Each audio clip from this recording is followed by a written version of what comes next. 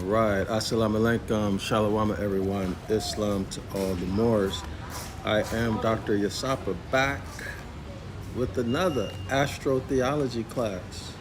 All right, so this is the free astrotheology course, and we are on Virgo right now. All right, so Virgo, actually what we're doing for the next several, and it's going to be a lot, maybe even 100, maybe 150 to 100 more classes where we are going to discuss every house in detail. And from time to time, when appropriate, I'm going to bring in our supplementary books supplementary course textbooks. And then other books, like right now, I thought we should bring in the Devil's Pulpit. Y'all forgive how beat up my copy is, but we're going to complete Virgo, or do as much as we can of Virgo out of the Devil's Pulpit. And if you want to understand why we're doing this, why we just didn't stick to the astrology in the Old Testament, The Lost Word Regained, published in 1892 by Carl Anderson. If you don't understand why, you should watch the last, I think, 4 or 5 classes. Okay, and then you will understand why. Virgo is a big deal. So let me just state. Let me give it to you, and then you go research it. Virgo, according to our ancient ancestors, as these astrotheology and astrology writers have informed us, Virgo is the first of the 12 zodiac signs, without consideration of weather or climate or seasons. Okay, so if you just look at the 12 zodiac signs, Virgo is the first. All right, if you look at seasons of the year, then modern astrologists have Aries as the first zodiac sign, because Aries is the first day of spring, and then the next 30 days or the next 30 degrees, a degree for a day, or day for a degree. Y'all follow me? So we got two, if I guess I could say, models.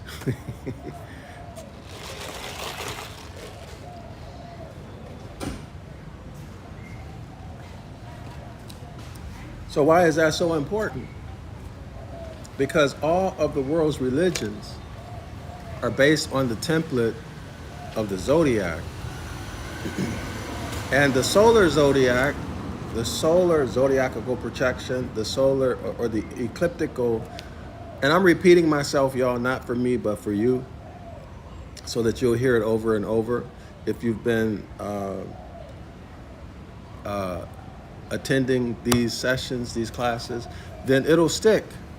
The more I repeat it, it'll stick, okay? But, so the solar or ecliptical zodiac projection is young, very young, compared to the circumpolar zodiacal projection, which is what our ancient ancestors used to use before the Kemetic dynasties began. Before the Kemetic dynasties began. Maybe, what is that? It's supposed to be 5,000 to 6,000 years ago. So the circumpolar zodiac is much more ancient than the solar zodiac. So what that means, and what I suspect, is only what I'm suspicious of, is that when the global event occurred that caused the flood, okay, or these accounts of the global flood, or the most recent flood, that may have had something to do with the either the angle of the ecliptic changing, it going from 0 to, for example, 0 to 23.5, which is what it is now, or perhaps the rotation, the axis of the Earth may have changed. I don't know, right? But something happened. And I suspect that it has to do with Yaqub in terms of the change in the rulership and management of the earth. Okay, now I don't know. I'm just speculating. I want to make that clear. But it could be that when Yaqub began to come to power, he began to conquer and set up kingdoms. All right? And maybe, we can speculate, right? There's no harm in speculating.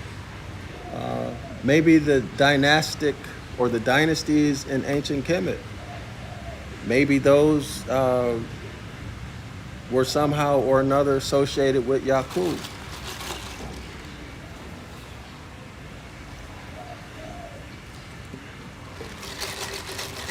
Maybe the dynasties, if there were any dynasties and kingdoms in the Americas, maybe that had to do with Yaqub and his team conquering and setting up kings or setting up executives, right, to manage those lands, all the way up until now, right? And that would explain why they focus on the sun, the solar zodiac, right? That would explain that fully.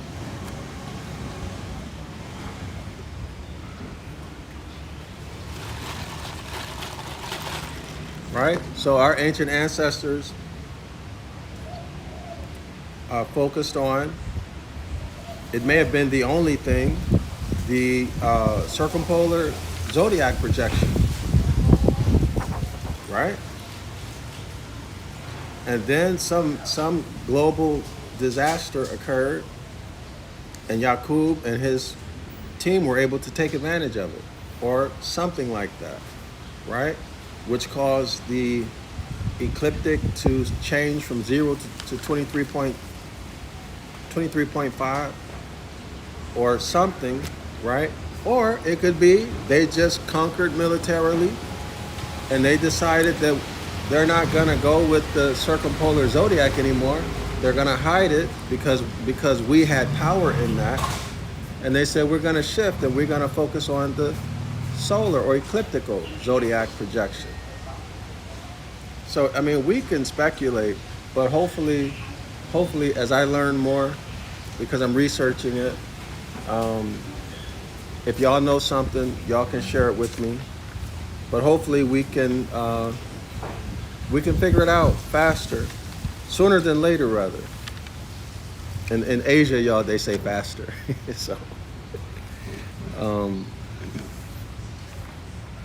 So why is it important? Because we're supposed to return to the mindset, to the culture, to the lifestyle, to the sciences of our ancient foremothers and forefathers. So since the vast majority of our history, our ancient foremothers and forefathers, they lived off of the circumpolar zodiac. So in my opinion, it only makes sense that we go back to the circumpolar zodiac. Not to mention that we have been dominated and conquered by religion, etc., associated with the solar zodiacal projection. I might not be right? I wasn't there. But there's no harm in thinking about it, right? Oh, by the way, y'all, I'm in Cambodia. I just arrived in Cambodia. You're talking about a rough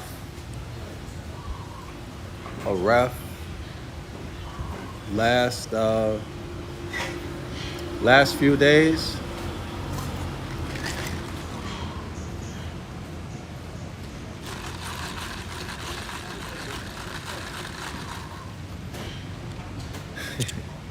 But it's a sunny day in Cambodia. It's windy.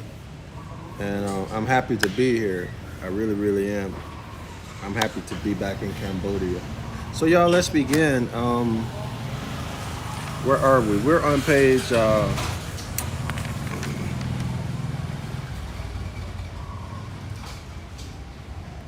we are on page 100 and...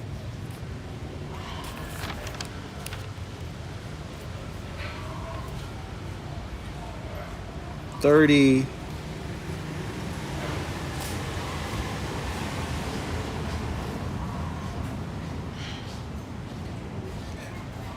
136, the last line, the last sentence on page 136, that's where we're going to start at, y'all.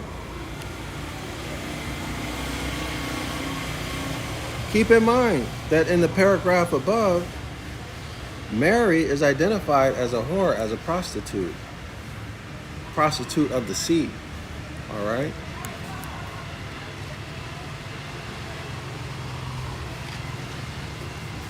And that the harlot Campaspe, the whore, the paintings of her face is the face that the Catholic Church chose to use to represent the Virgin Mary, Jesus' mother. Now, what kind of sense does that make? Right? Other than they're referring to Campaspe, the harlot, the constellation, right? The star Campaspe, we discussed it. And I don't have the book with me. Oh, wait. Do I have it? Hold on. Maybe I have it. No, I don't have it. I didn't bring it. Okay, y'all, so keep that in mind. You have to ask yourself, why would the Catholic Church do that, right? I'm at a college campus. This is I'm outside near the street. This is I think the Royal University of Fine Arts or something like that.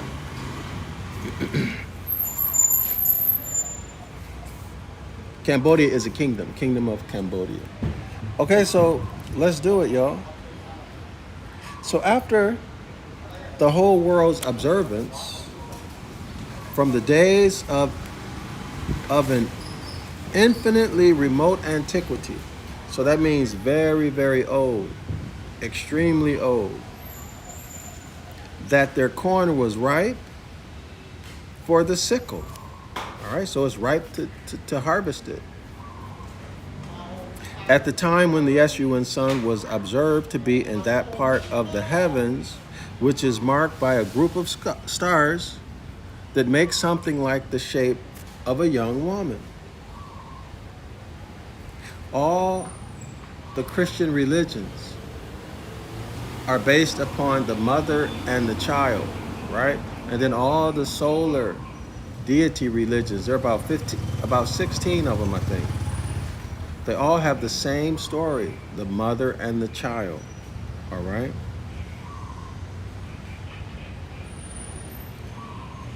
With the spike of corn in one hand and holding out the other hand. Now, so this author, before this book was published in 1857, he gave these lectures. When did he give this lecture? Hold on, let me check the date. He gave this lecture February 6, 1831. Take a look.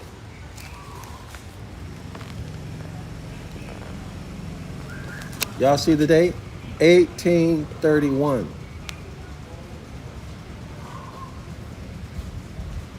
1831, he gave this lecture. And he says that corn was in her hand. And all of this stuff has to do with ancient Egypt. So there are many scholars who will say corn originated in the Americas, right? Corn is indigenous to the Americas. Yet this author is telling us from the days of infinitely remote antiquity. So, if it's that long ago, right? If it's that long ago, these stories would have had to have taken place in the Americas. If you go by Western science, right? That the people from the what's now called the African continent, they were unable, they did not travel across the Atlantic. They didn't travel to the Americas. So then you'd have to ask yourself, well, how did the corn get to Africa? Did it float?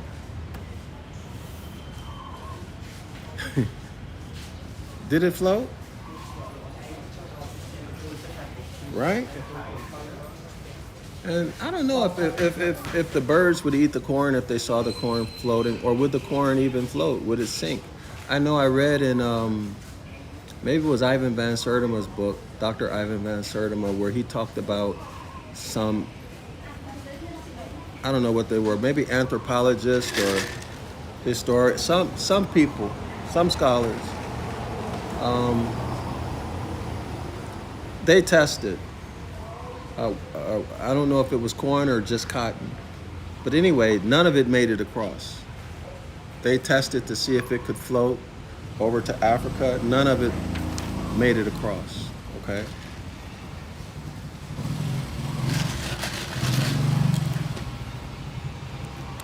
So,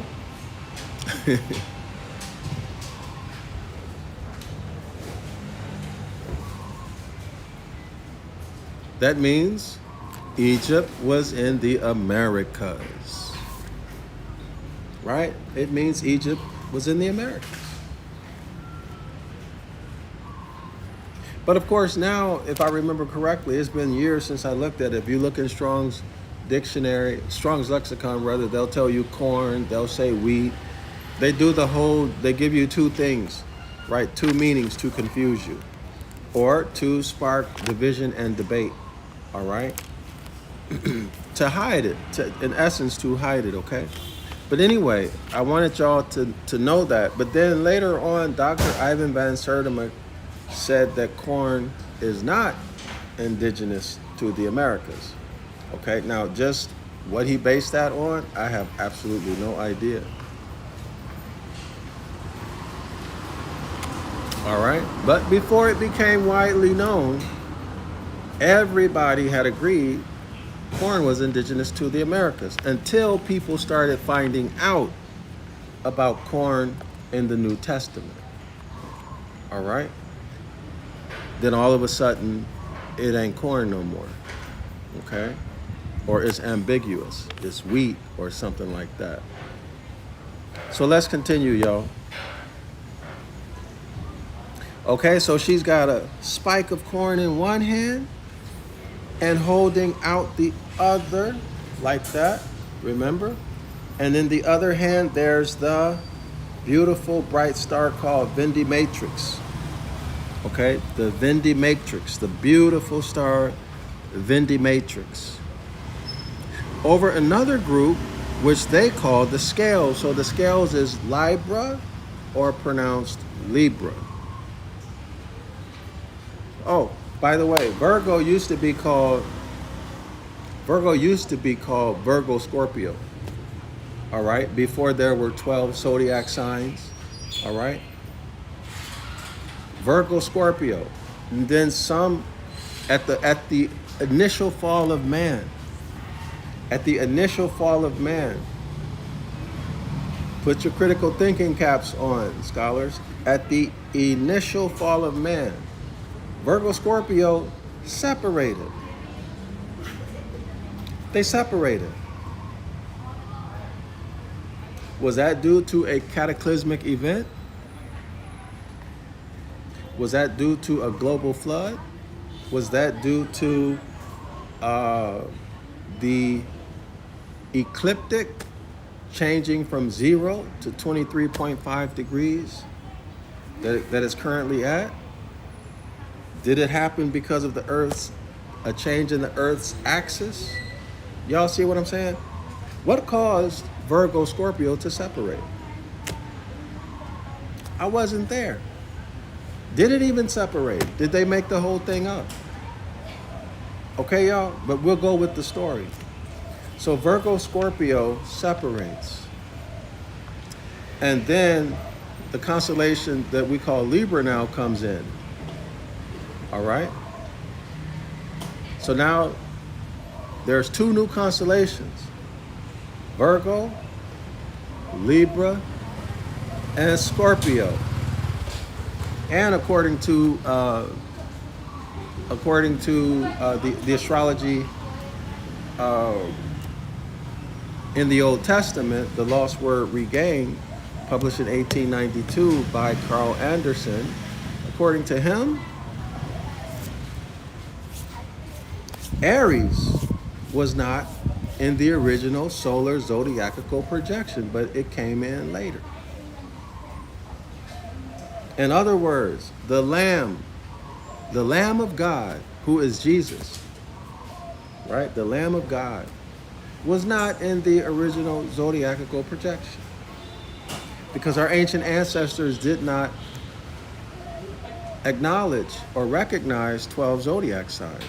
The Greeks did that, of course, unless they also lied about that, right? We have to take that into consideration too.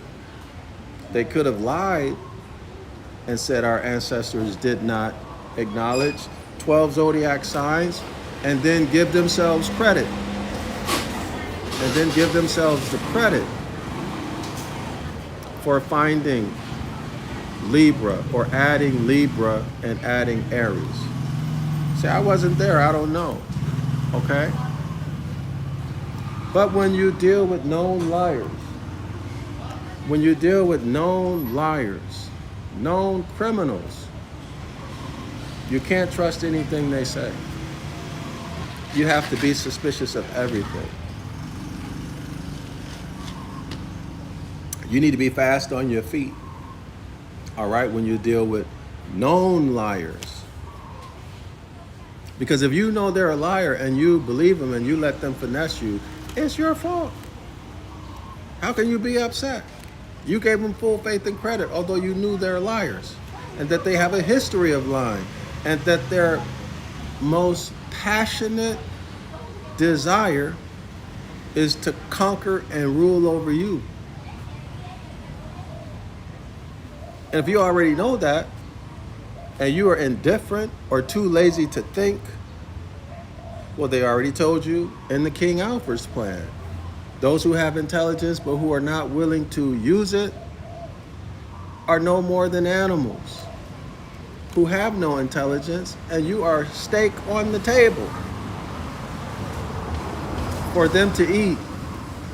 Okay, y'all?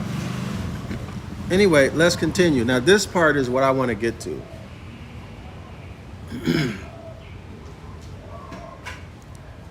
The Sabaist, T-S-A-B-A-I-S-T-S,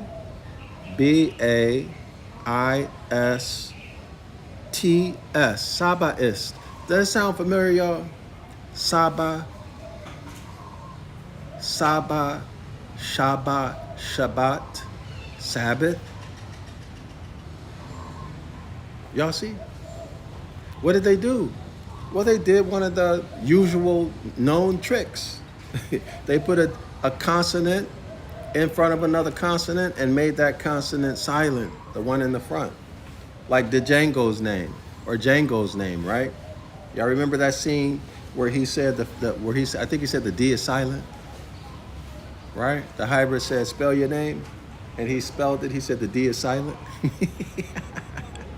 Well, this is a common trick that they use, right? A common trick that they use, all right? Because remember, Jeremiah 8, verse 8, and you should also remember Hollywood, the magic wand, right? You'll even see in some of the Christian iconography, you'll see Jesus with the magic wand healing people. But I'm more suspicious that the magic wand is actually a pen, a writing stylist. That makes more sense to me. That the magic wand is a pen okay, for those who know.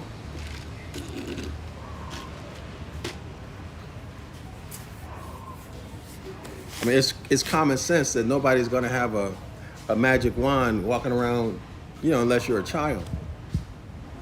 But you can definitely get a pen and make a story and make people believe that story, like the New Testament, like the historical JC of the New Testament, like Harry Potter, and so on and so forth, okay? That's more realistic. Right? We see that. We have evidence of it. We observe it. But we've never walked around and saw adults holding a magic wand pretending or acting like they're healing and curing someone.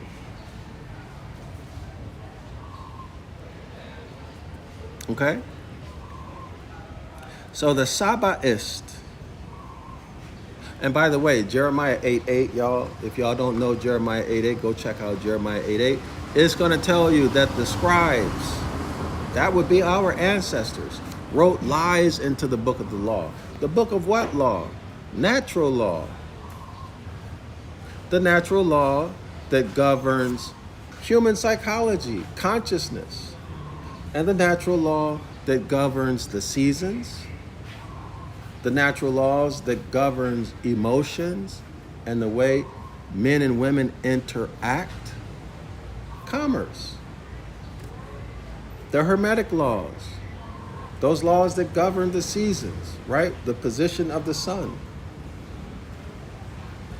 Right, y'all? Those laws that govern weather, climate. So, for example, when JC was sleeping in the little small tiny fishing boat, and there was a storm, and these seasoned fishermen were scared. They thought they were going to perish because of the storm.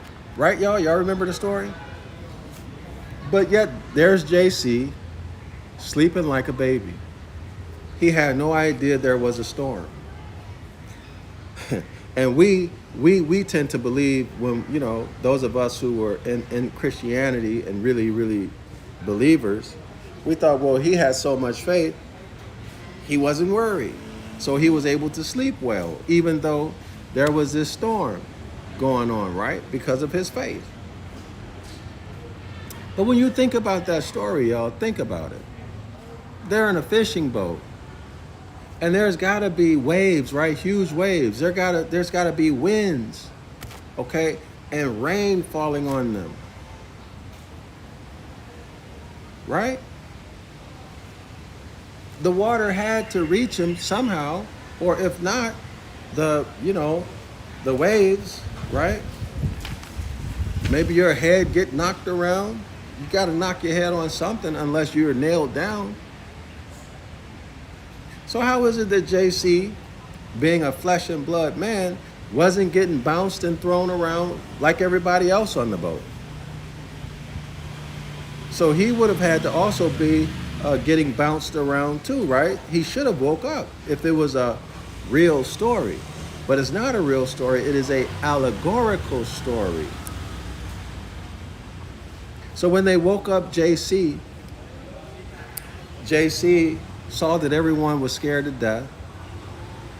And he said, be calm. And then the storm went away. So what happens? At night, it gets cold, right? The sun is not out. The sun already set. It's night. So the temperatures begin to drop. Right? And so now you have a condition, or the conditions are ripe for a storm. Hot weather, hot air rising, cold air coming down. It's going to cause what? A current. Okay? And produce precipitation and everything else. But when the sun comes up, it heats up the atmosphere. right? It heats up the atmosphere and everything warms up, and then the storms stop. Y'all see the point of that story? The point of that story is that when the sun rises, its heat causes the storms to end. It's just natural phenomena. That's why when JC woke up, when they woke up JC, when the sun rose, when the sun came up on the horizon, or the zone of Horus, or Horus's zone, it began to heat up the atmosphere, and and the storm subsided. And wow, he really is the Son of God, right? He even controls the weather. Well, yeah, the SUN sun does control the weather. It causes winter to transition to spring, spring to transition to summer, summer to transition to fall, fall to transition to winter, and then all of that repeats again. It causes the transition from night to day, right?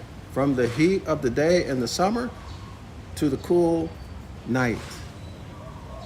Everybody see it? From rainy season to dry season in the southern hemisphere, all right? So anyway, let's go back to the Sabaist. The Sabaist. Boy, they really destroyed our people. You know that, I don't remember the name of that chemical that they put. Y'all remember that scientist, the brother out in, I think it was UC Berkeley or something like that, who went public about this chemical that this certain company asked him to study, and then he went public with it that it caused frogs, adult frogs, to go from male to female. Y'all remember that?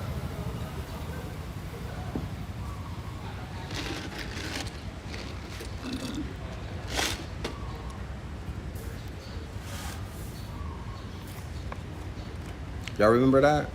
If you come to Asia, you'll see a lot of men pretending to be women. And I just wonder, is it in the water, in the food, you know, right? Because I think it's a pesticide, if I remember correctly. Pesticide, or maybe herbicide, one or the other.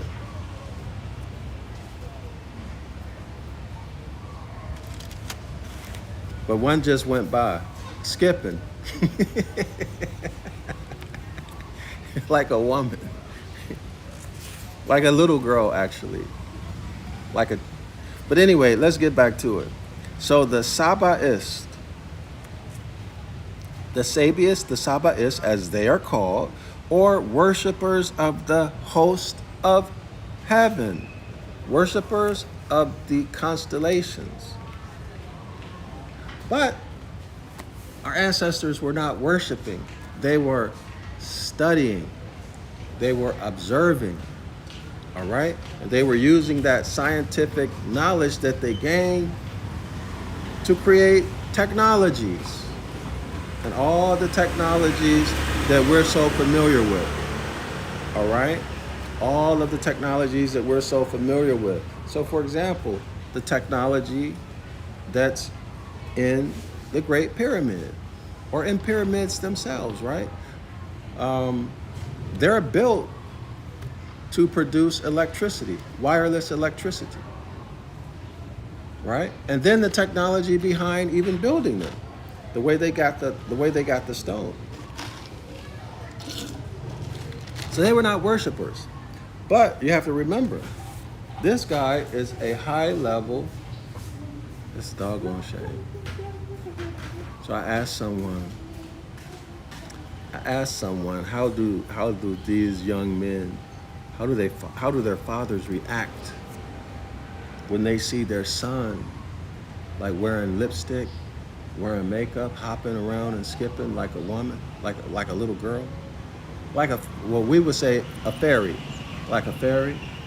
or flaming. Actually, that's what we used to say, flaming. We used to say flaming. My friend told me they hide it from their parents, so they don't do it at home. And she also told me, my friend also told me, that they do it, they think it's funny, comical, right? And they do it for, a lot of them do it for attention. Sick, right? Because of social media. That's what she said. They follow social media. So you have to think about their psyche, right?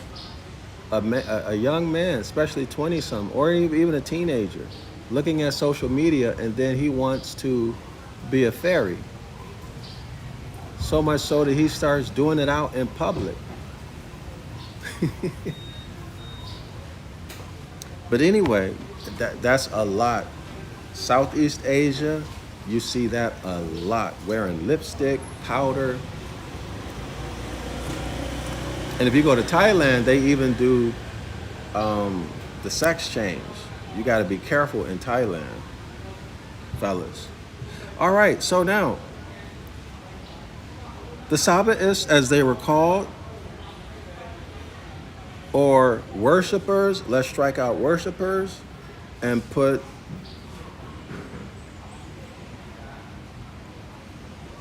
expert astronomers and astrologers.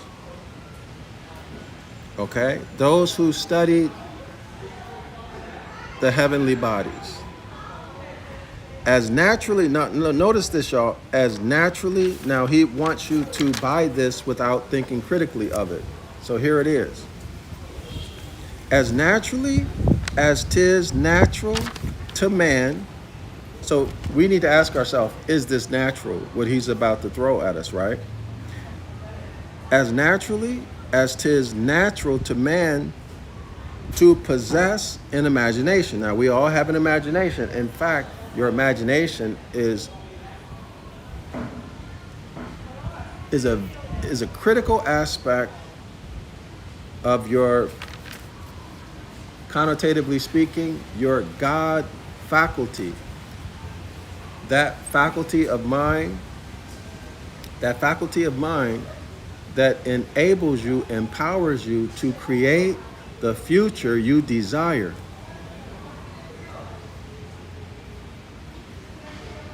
Or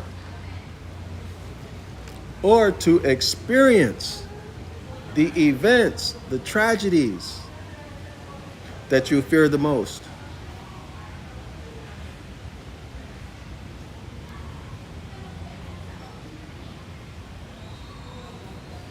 So someone can capture your imagination, for example, through religion, through religious stories, through the use of the magic wand, right? Through the use of Hollywood, through the use of media, social media, books, textbooks, movies, hip-hop music, any kind of music,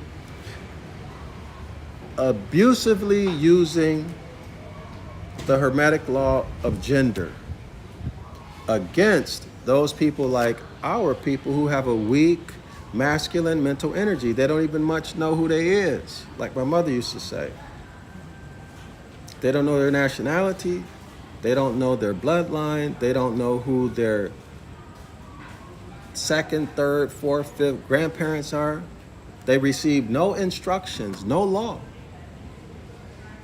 from their family. So they're lawless. They know nothing about natural law. All they know is Jesus Christ crucified. Right? Jesus died for my sins. And maybe they know some, maybe accounting, or maybe they know some, what do you call it? Social work. That's a common degree amongst our people. Maybe they know some social work, or maybe they know some math, or some science, or maybe they even know medicine. Maybe they went to law school and they became a lawyer, but they don't know anything about nature. And so they only know JC crucified. They're no better off than the rest of them because nature will constantly spank them, right? Nature will constantly spank them because they don't even realize that they're violating natural law. I was thinking, I don't know if I should talk about this. Well, you know, it might make some people mad, but it really doesn't matter. On my flight here, I was thinking about women who, I'm not talking about in North America, I'm talking about Southeast Asian women like in the Philippines. I know someone, well, I know a couple people in Vietnam from the Philippines, and I happened to see one recently. And I thought to myself, this woman won't let her child talk to her father unless he does ABC. And I'm not going to say what ABC is, right? But she won't let him talk. But it involves some finance. And I thought to myself, that's like holding the child hostage, or holding him hostage, or he needs to pay a ransom so that he can talk to his heir.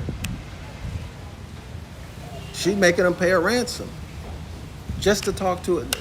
You know, maybe it's not exactly a ransom, but y'all see what I mean. And there is no way that that's right on her part.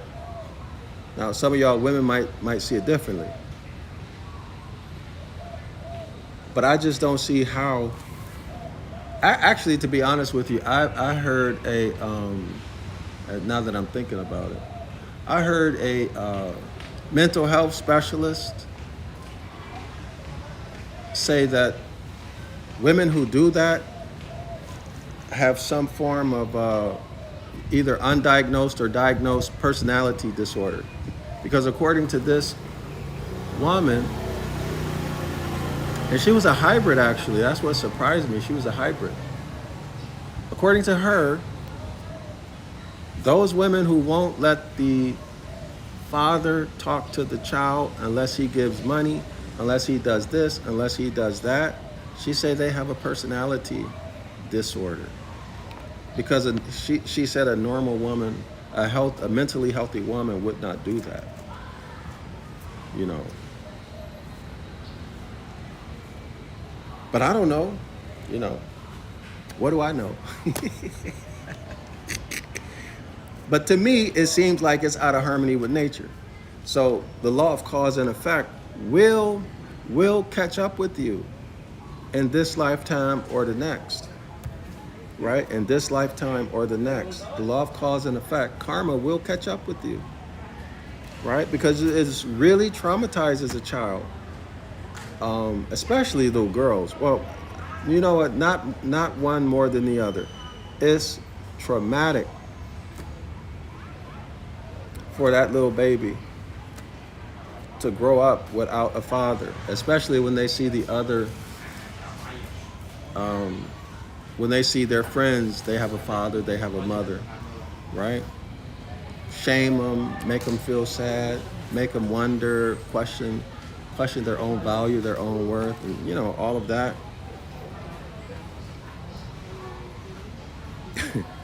But anyway, so it's out of harmony with nature, and nature will make you pay, right? Nature will make you pay somehow. You're gonna have to pay that back. All right, so let's continue. So the law of mental gender can be used against you if you don't know who you are. If you have no nationality, you have no law passed down from your ancestors to you, okay? You're lawless.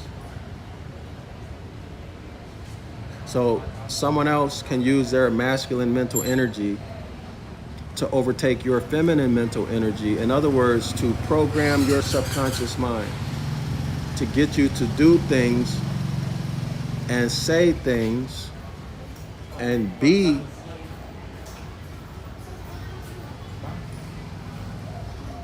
something that you are absolutely not, but you won't realize it.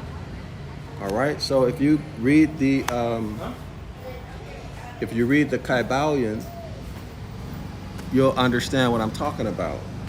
Focus on the metaphor that the author uses about the cuckoo bird who lays its egg in another bird's nest, and that cuckoo bird's egg hatches quickly, and then it kicks out the bird's own eggs, right? It kicks out the mother bird's own eggs, and the mother bird has no idea what happened. She just comes back to the nest and her eggs are gone, but she sees that little one there, and so she nurses it. So the cuckoo bird just stole their birthright, right? And the mother is nursing the cuckoo bird. All right? So they can plant a thought seed, or a thought cuckoo bird egg in your brain. All right? And you swear you like that music, you dress that way, you behave that way, because that's who you are, but in fact, it's not. All right? That's a Hermetic law of mental gender. All right? Oh, by the way, let me say this too. See, if you are in religion, you are laying down in a dead state with your head in Aries in the east and your feet in Libra, which is the scales. You know what? Wait a minute. Aries was not in the original Zodiac, and Libra was not in the original Zodiac. And there you are with your head in Aries and your feet in Libra, laying down in a shallow grave, dead in your sins, civilly dead in debt. Y'all see it? Hiram-Abiff, dead in a shallow grave, hit over the head by the three ruffians, the Catholic Church. Who is it? The Catholic Church? Is it the Catholic Church, y'all? The U.S. corporation, and is it London, y'all?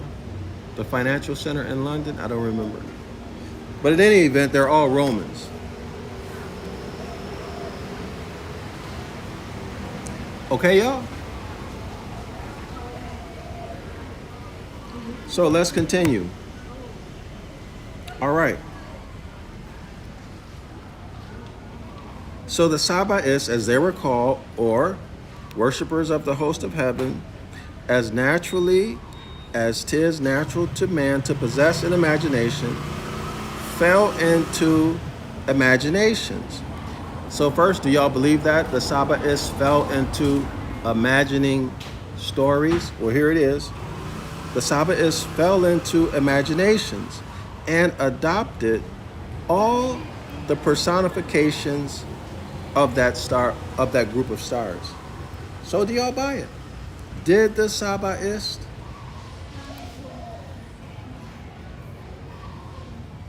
did they start to imagine these constellations as being gods and goddesses?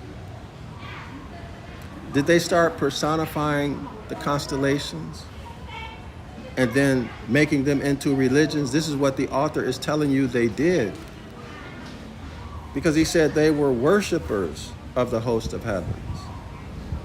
So use your critical thinking mind. He continues, which, upon the principle of faith, see, faith, you need faith in religion. You know, faith that moves mountains. In other words, In other words, if you want to be a good Christian, you must believe.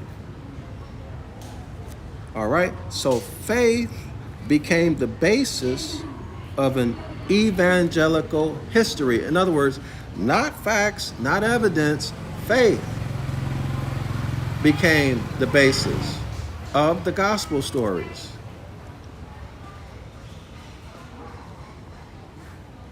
Okay, why? Because the Saba Moors, according to this author, started believing these mythological stories. Okay? So how would they come to believe these mythological stories? One, the magic wand, the pen, right? Writing stories. And then two, the process that I just told y'all about the Hermetic law of mental gender, and how to co-opt, how to exercise mind control over someone. All right? So y'all decide, what do you think? Use your critical thinking mind, come to your own conclusion. I'm only here to give you the information. What you do with it is on you, right? What was only imagined, what was only a mythological story, what was only fairy tales, according to this author, was believed to have happened. And the mistake, however gross, all right, however big, huge this mistake was, such a pleasing delusion. Isn't that a Bible verse that talks about delusion in the New Testament, y'all? Is it called the Great Delusion? Was such a pleasing delusion, they liked the story. As fake and untrue as it was, they enjoyed it, according to this author. That the fools didn't wish to be set right. In other words, the story is obviously not true. Obviously not true, right? Unless you want it to be true. Like the story of the historical Jesus, right? Bringing people back from the dead and all of this stuff. We've never experienced anyone bringing someone back to life who was dead 3 days. Imagine the rigor mortis that sets in, the micro organisms that begin to consume the tissue. Y'all see what I'm saying? We've never seen anyone be brought back from the dead like that. All right? But people believe these gospel stories because they want to believe. That's the author's point. They want to believe. So the author is calling them fools. Maybe he's calling you a fool. All right? That the fools didn't wish to be set right. In other words, you are a fool if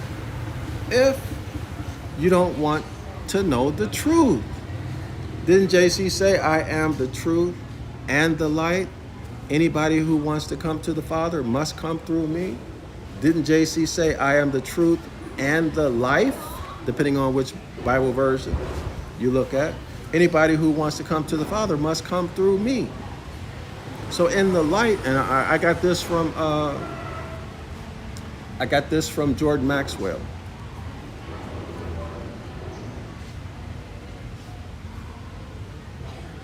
When it's light, you can see what people are doing, right? You can see them.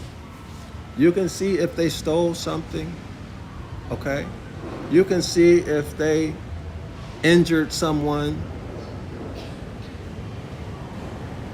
You can see and you can testify against them. You can testify against them because you saw everything. And when it's 12 o'clock in the afternoon, when JC was 12 years old teaching in the temple, which is a metaphor for when it's 12 o'clock in the afternoon, the sun is at its highest elevation during that 24-hour period. So all of that sunlight makes it possible for you to see everything. If someone commits a crime, you can see it and testify against them. And now they're going to have to face the law, right?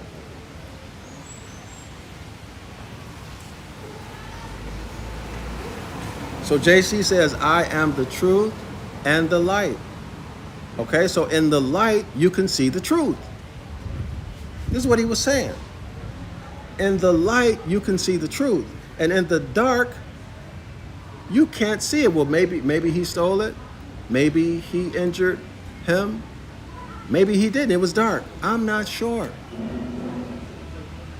All right, so darkness is said to be evil, whereas light is what?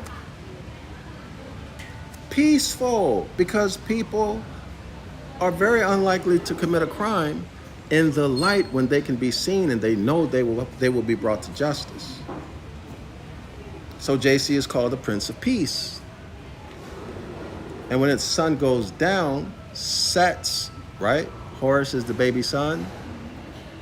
Mature Jesus is the SUN sun at 12 o'clock in the afternoon. The sun at 12 o'clock in the afternoon is the sun at its zenith during that 24-hour period. That's the mature man, Jesus, right? 30 years old, about to enter his ministry, or having entered his ministry at 30 years old. And then, as the sun begins to set, this is the old man. The old man who's dying. The Father who's dying. So that's the original Trinity. The Father, the Son, and the Holy Ghost. That's the original Trinity, the triad. The triad, all right? The original Trinity. Okay?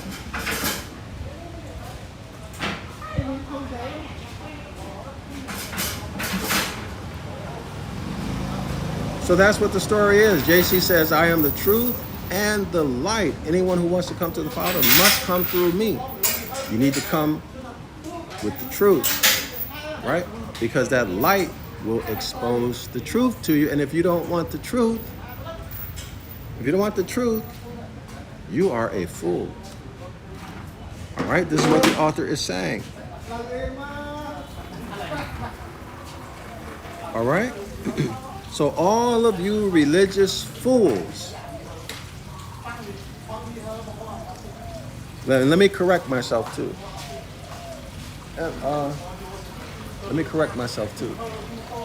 All of you religious fools. And I'm going to qualify it. You're a fool if you don't want to know the truth. You rather, I got this friend, and if she's watching, yeah, I'm talking to you. I'm not going to say your name. I'm talking to you.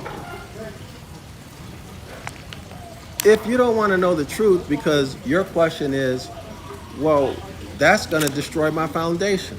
I won't have a foundation. What am I going to do if I don't have a foundation, if my foundation is gone? Well, that's being willfully ignorant. You don't want the truth.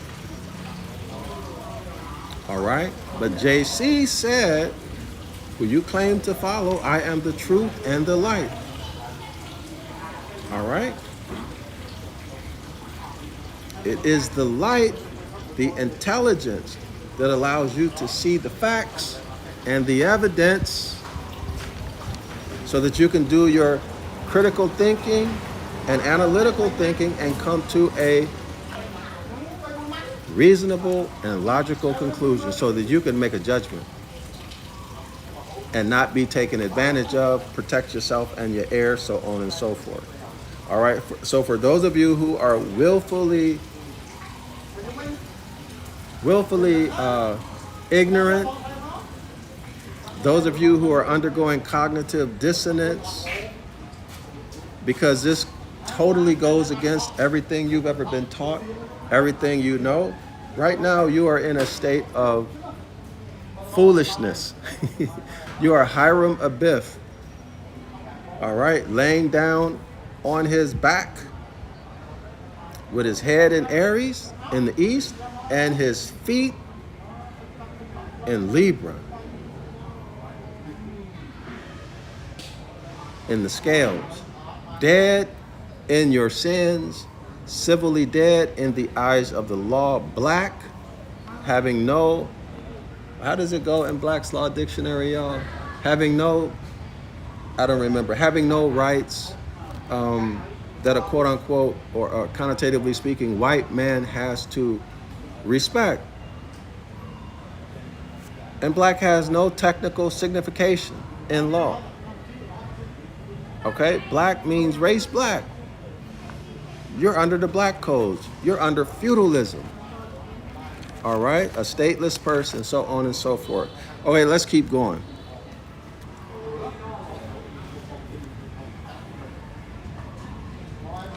All right, so the author continues. We're on the second paragraph, page 137. The author continues, or the devil's chap. Oh, no. Hold on. Okay. But look on anyone as the devil.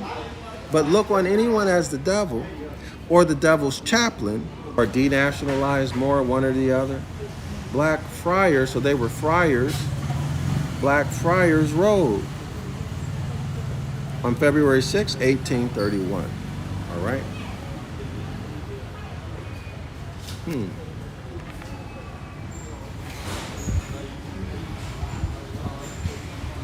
I just realized something. This book was published on February 6, 1831. So 1 plus 8 is 9, plus 3 is 12, plus 1 is 13. So that's 12 apostles and the SUN sun JC, right? That's 12 constellations and the SUN sun, that's 13, perfect rulership. And then the number 6 is the number for the SUN sun, who is JC, and we're on the topic of Virgo Paritura, mother and son.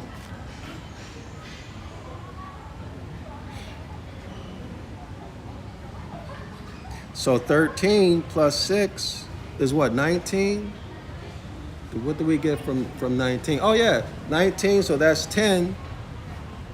So according to according to C and Bay, we subtract 1 from 10, and that gives us 9, which is feminine, which is the moon. And Virgo is feminine. Y'all see that?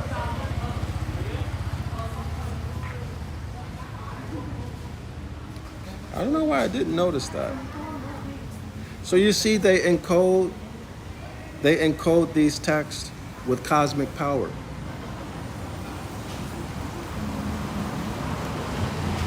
We can see it, the numerology, right? Clear as day.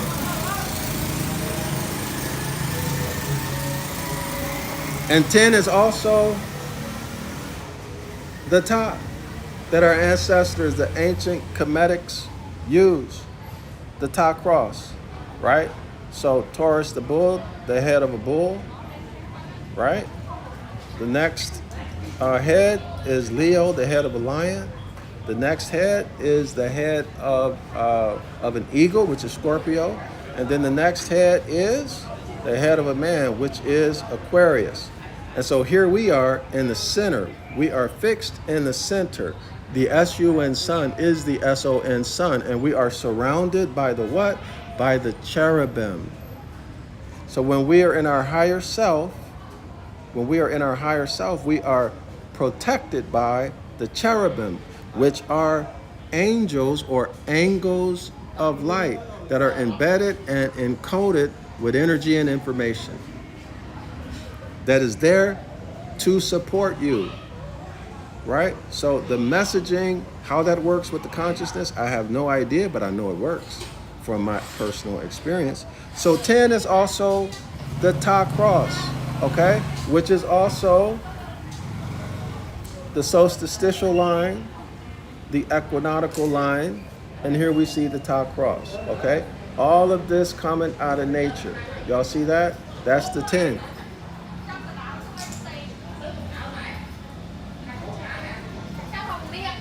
So let me show y'all. This is on page 42 of, this is on page 42. Give me 1 second. Of the Clock of Destiny, Volume 1. 42 of the Clock of Destiny, Volume 1. All right? So y'all can download this from enforcetheconstitution.org. All right, Clock of Destiny, Volume 1, page 42. I want to show y'all the other number 10 too. So y'all see it? Wait a minute.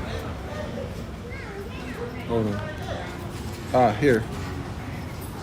There it is. Y'all see it? 10 is the ta cross. In the Greek, they say tau. All right?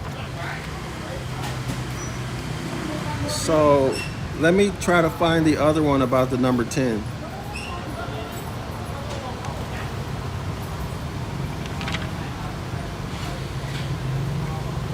If not, if I don't find it shortly, you can look it up in the Clock of Destiny if you want to know more about it.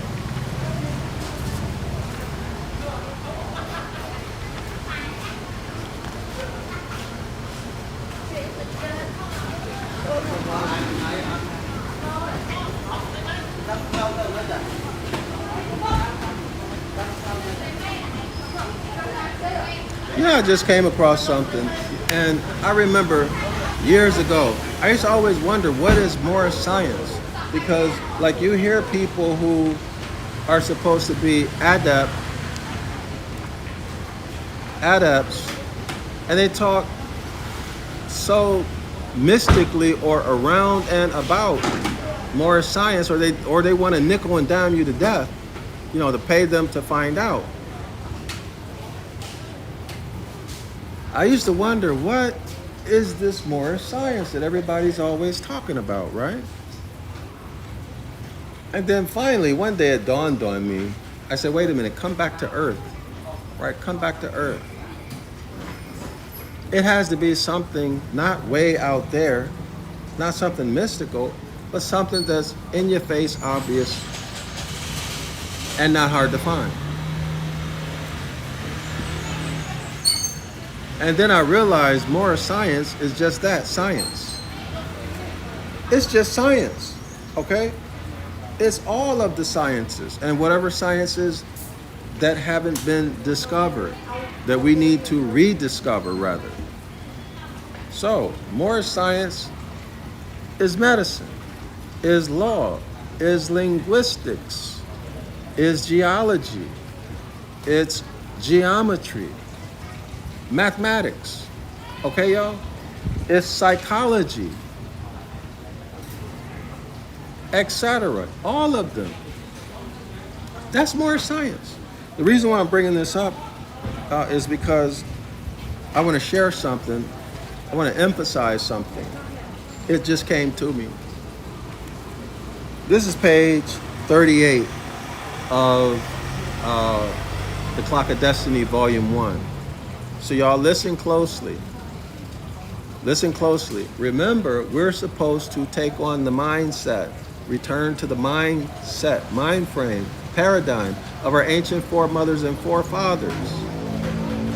Honor your ancient foremothers and forefathers so that it may go well with you in the land that the Most High is giving you. Exodus chapter 20, verse 12. One of the 10 commandments, right? Which is the covenant, which is the contract. That if you break it, you get the curses. If you keep it, you get the blessings. So page 38, this is what it reads. Therefore, they badly need our help, and the only way that we can help them is to denounce that which they have taught us to believe. Now this is C and Bay speaking. Let me repeat it. The only way we can help them is to denounce that which they have taught us to believe. So this is what? How did they do it?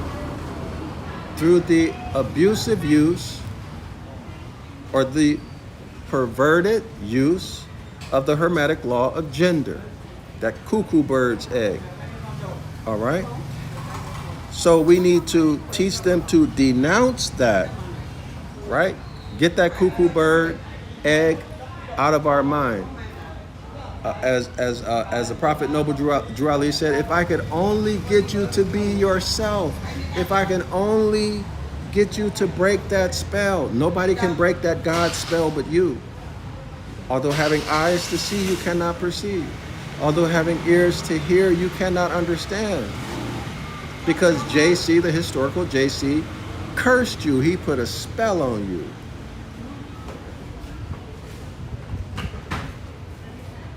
And hence, Noble Drew Ali said, if I could only get you to be yourself, to be yourself,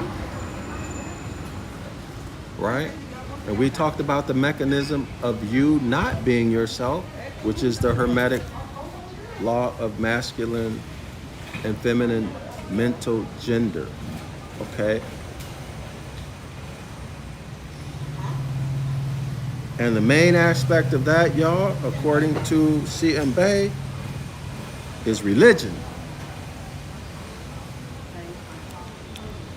Religion. All based on the solar zodiac. Let's let C.M. Bay speak for himself. Therefore, they badly need our help, and the only way we can help them is to denounce that which they have taught us to believe, and to accept our own culture. See, we're kicking out that cuckoo bird egg, which is Christianity, which is Islam. All right? Judaism. We're kicking it out of the nest so that it doesn't affect our heirs, it doesn't kill our heirs, and we're kicking it out of our own mind so that now we have eyes we can see, and we have ears we can understand. Now we can repent, and now we can be saved. In other words, we can get our birthright back. We can get our land back, our noble status, our wealth back. Y'all see it?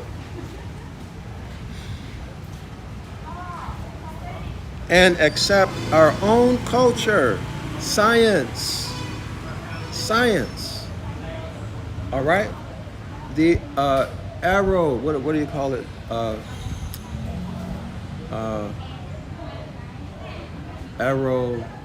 Aeronautics, right? The material sciences. You can Google any science you want. Oceanography. All of the sciences. That is more science, okay? That is more science. And I wish more people would step up. You don't need a university degree. You don't need a university degree to become an adept mathematician. All you need is the willingness to sit down and study. You can learn it on your own. You don't need to pay tuition and go to a university to become a mathematician. You don't need to do that to become any type of engineer, right? If you want to do it, you can do it. And we can create our own economy, our own products. We can create our own technologies, far superior than any technology that exists today. See, we can raise up our own geniuses. We have the genius to do it. There's no doubt about that. No doubt about it at all. All you have to do is remove those cuckoo bird eggs. Turn YouTube off, turn the TV off. Return to the mindset of our ancient foremothers and forefathers. They had 40 years, according to Dr. Dr. Ben, according to Dr. Ben, a boy would enter into the priesthood or into school at 7 years old, and he'd be there for the next 40 years. He didn't just study engineering. He didn't just study architecture. I mean, he didn't just master engineering. He didn't just master architecture. He didn't just master mathematics. He mastered medicine. He mastered law, all of the sciences. All of the sciences. See, that's who you really are. And some of y'all might be saying, I can't do all of that. Well, that's the cuckoo bird in you. That's not you. All right? That's the God spell talking to you. You are boundless. You are limitless. In fact, you've never been subject to birth, and you are not subject to death. You just are and always will be. How about that? All right? And accept our own culture, science.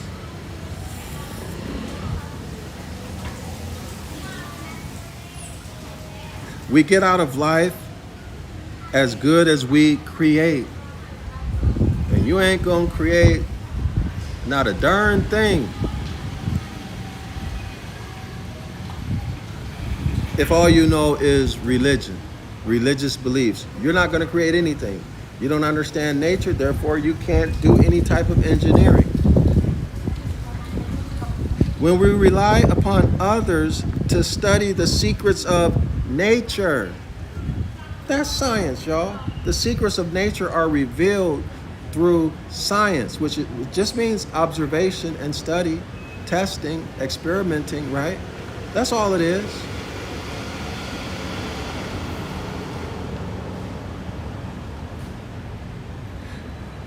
So we cannot rely on others to study the secrets of nature, especially known criminals, especially those who are publicly known to be obsessive over gold. They got a, like Dr. Clark used to say, they got a Jones for gold.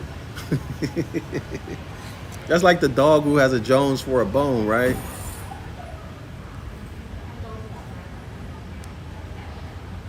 And who are obsessed with keeping you down as their nature, and who are criminally minded by nature. See, what kind of fool do you have to be? All right? So he continues. You cannot rely on others to think and act for us. Well, you can rely on them, but what are they going to do? They're going to abuse you. And they're going to exterminate you at will. They're going to steal your birthright. They're going to do everything they can to keep you down. He continues, then we have created in life for ourselves that which is termed hell. He didn't say they created it. He said we created it. And CMB is correct. He's correct. We created it. Right? Because you keep consenting to it. Especially the fool that we talked about earlier. Right? You have no one to blame but yourself if you don't want to know the truth and the light.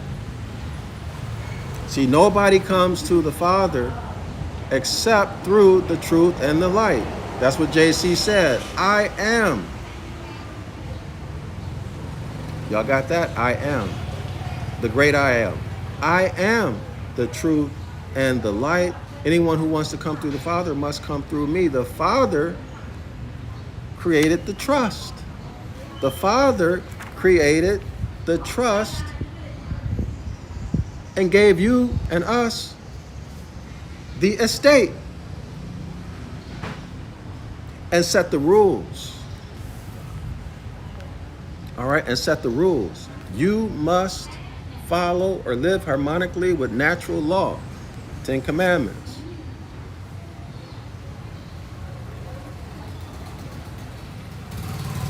To get the blessing. In other words, to get to use the estate and to enjoy it. But if you don't, if you live out of harmony with natural law, if you commit felonies,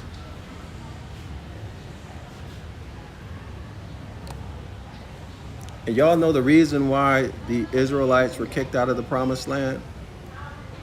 Y'all know the reason? The first commandment says, don't bring another God, don't bring another power before my face. Well, who is my face? Don't bring another power before my face. Y'all check it. Y'all check it. They were kicked out for that reason. All right? They were kicked out for that reason. Not for the 9 other commandments. All right? And that Sabbath commandment is a Jeremiah 8:8. So you can cross that out. That gives us 9 actually commandments.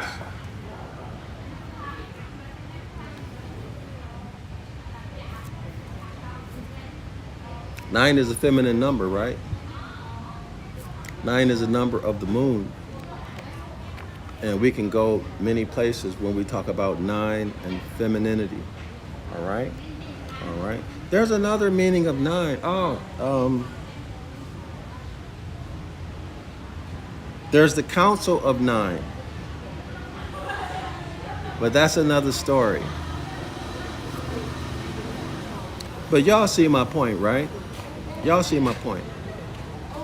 You get the punishments, you get escheated, you get hit with bills of attainder, bills of pains and suffering. You get hypothecated, you get put in a state where you have no nationality, a refugee, a stateless person. You get hit with all of those punishments that range from everything we just talked about, losing your birthright, to chronic illnesses. That's right. To public policy and the court, the judicial powers being used to harass you and destroy you. It's all right there in the book of the law, underneath the English and the Ancient Ibaryath. It's hidden from you, but I share it. If y'all want to know more about this, come to the class I teach every Saturday, 10 a.m. Eastern Standard Time.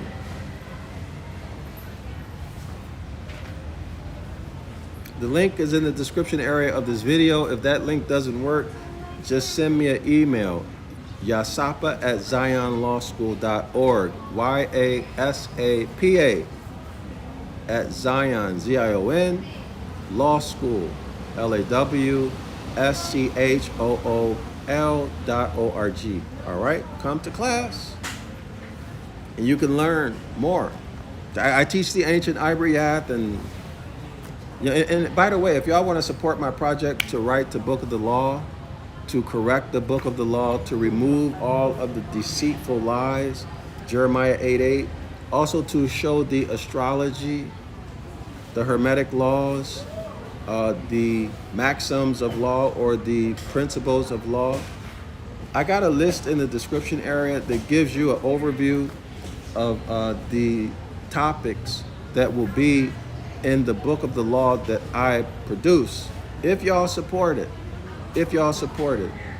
Noble Drew Ali said, in order to change the people, you have to change their literature. So what literature could be more impactful to change our people than to correct the book of the law? And I got the skill, the experience, and the demonstrated commitment and books that I've already published that show that I can do it. It's just whether or not y'all want it, right? And you Hebrew Israelites, I know y'all make all kind of excuses not to say my name, not to Ask your church, assembly, camp to support with funding. But hey, you know,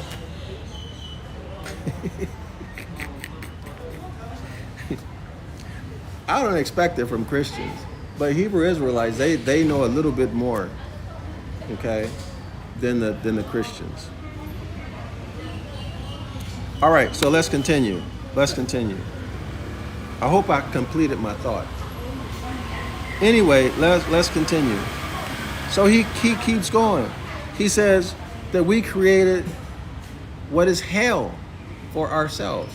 Now y'all know hell in law is debtor's prison. Christianity is commerce. The mechanism of this oppression, the mechanism of the loss of birthright is, let me read what he said again. The only way to help them is to help them to denounce that which they have taught us to believe, which is religion. All right? That's why I've always said this. Religion is the mechanism of our oppression.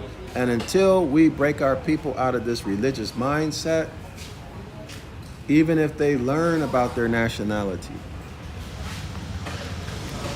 the vast majority of our people, when they're put under pressure, they will crumble. They will crumble because the brainwashing is still there. The fear is still there. Right? They don't know who they are. That cuckoo bird's egg is still there.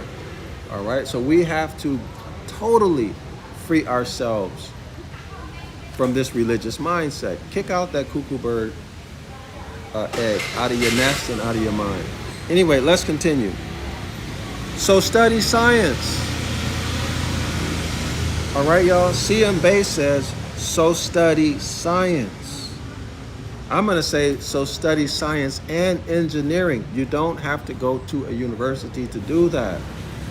Start where you are. Download free books. Watch videos. But you cannot learn anything watching videos, y'all. Don't fall for that hype. You must read books, okay? Reading trains the mind. Watching videos makes you lazy, or it makes you intellectually lazy. All right? The research says that.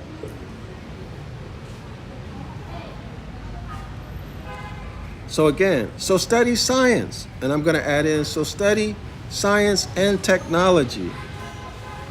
And support your constructive thoughts by positive action. All right? So, what does that mean, positive action?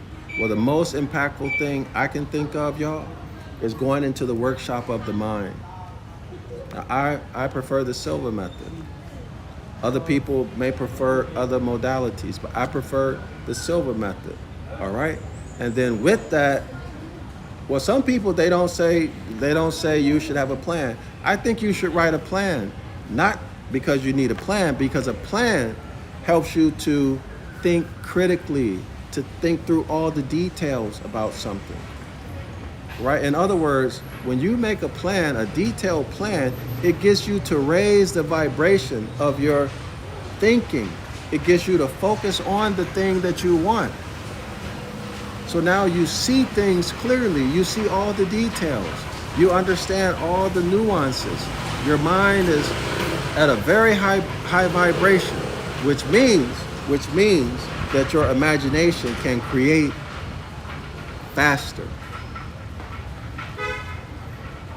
All right? That's the purpose of a plan. So let's continue. CMB says, thereby solve your own economic problems. Y'all hear that? Thereby solve your own economic problems. So we as Moors, we should be thinking about international business. International business. All right, y'all? International business. And then setting up the mechanisms and institutions that will allow us to do international business. All right? And the experience that I had as I was traveling, I have to say, I thought, I would be better off traveling as a diplomat. But we need to have the governmental structure in place that will enable us to travel as diplomats, right? And then set up trade agreements or whatever the platform might be, so that we can trade with various nations, however that might look, and not be reliant on the system in the U.S. corporation. We need to expand beyond that. All right, y'all?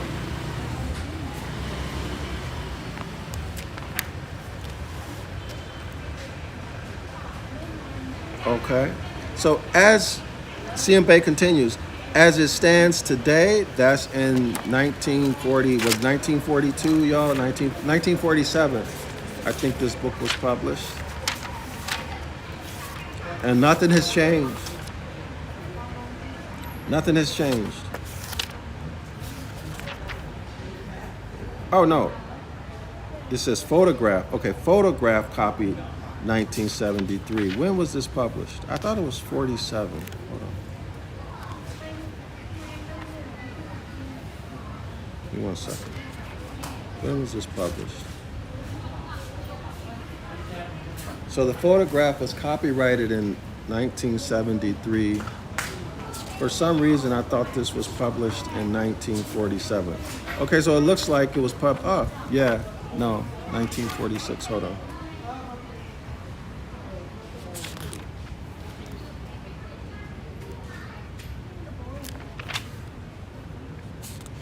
Hold on.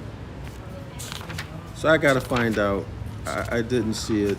Let's just say for now, since the photograph was published in copyright in 1973, I'll go with 1973 for now. All right. So he continues. CMB continues. As it stands today, 1973, the Asiatic, the Moors of the U.S.A. are begging and relying upon, quote unquote, the white people.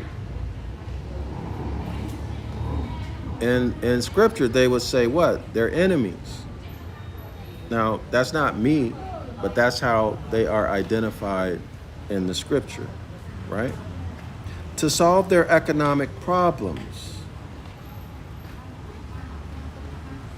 Remember, beggars have no choice. Beggars can't be choosy. So, quote unquote, let the dead bury the dead. Thereby realize the fact that you are one among the living Asiatic nation, the Moroccan Empire, the fathers of civilization, Islam, I self-law and master. I self-law, adept master. All right? So when you get out of the religion, you know your nationality, you're no longer afraid. You're no longer influenced by these religious doctrines and beliefs and all of that kind of stuff, the dogma. Now you become, and you are a higher self person, you become the Christ. Standing with your head in the north, your head is the North Pole, and your feet the South Pole. You're standing up erect, which is the circumpolar zodiac. And you're standing on your square, right? It's a 90-degree angle. So divide a circle. Let's see, let me, all right? So you're standing on your square. All right, here we are. Let me look at this one.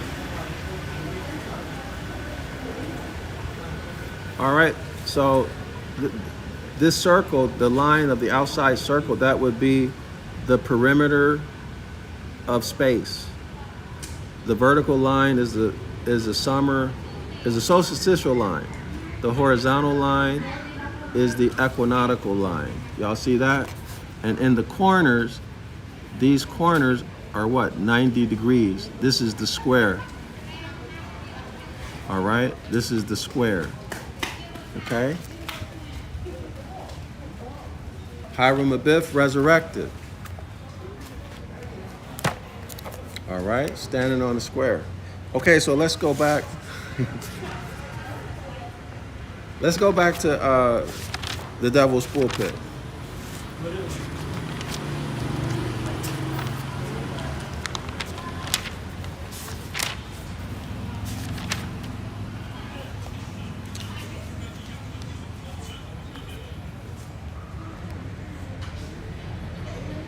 Okay, so page 137, second paragraph. Let's finish it up.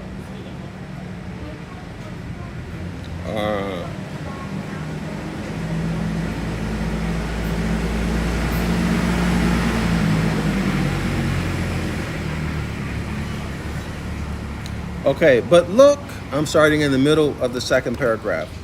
But looked on, talking about you good Christians who choose to be ignorant, right? Who choose not to know the truth, who consciously choose not to learn the truth, who consciously choose to live out of harmony with nature. Talking about you. But you, fools, but you looked on anyone as the devil, or as the devil's chaplain, or as the devil's preacher, or as the devil's servant, tool, who would have awakened them, who would have taught you the truth and the light, like me, from who would have awakened you from your drunken dream of faith, and put you to the trouble, and put you to the trouble of being rational, and put you to the trouble of having to think, and put you through the trouble of having to challenging you to use your critical thinking mind, faculty of mind. Call me the devil. Call me a blasphemer.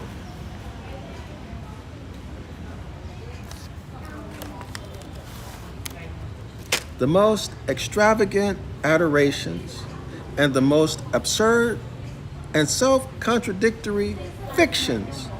In other words, the New Testament is full of contradictions, obvious contradictions. Okay, if you know etymology, if you know philology, if you know astrology, if you know secular and mythological history, it's just obvious. Like, you don't even have to think. If you know grammar and how grammar creates meaning, you don't have to think. It's just boom, the lights are on, right? The light shows you the truth. All right? So anyway, let's continue.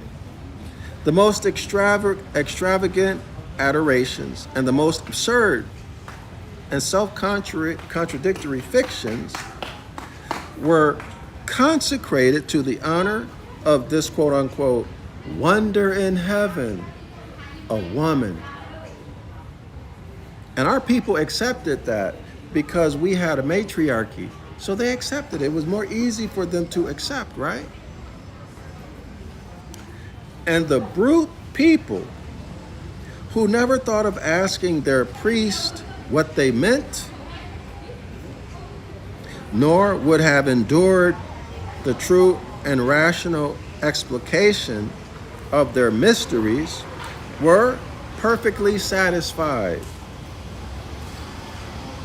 that what was predicted of the Virgin of the Zodiac had a real occurrence upon the earth. Y'all hear that? You didn't ask the priest. Wow, maybe because you're scared, or maybe because you're lazy, or maybe because you're thinking, well, that's going to destroy my foundation. Well, if you think it's going to destroy your foundation, maybe you already know that what you believe is not true.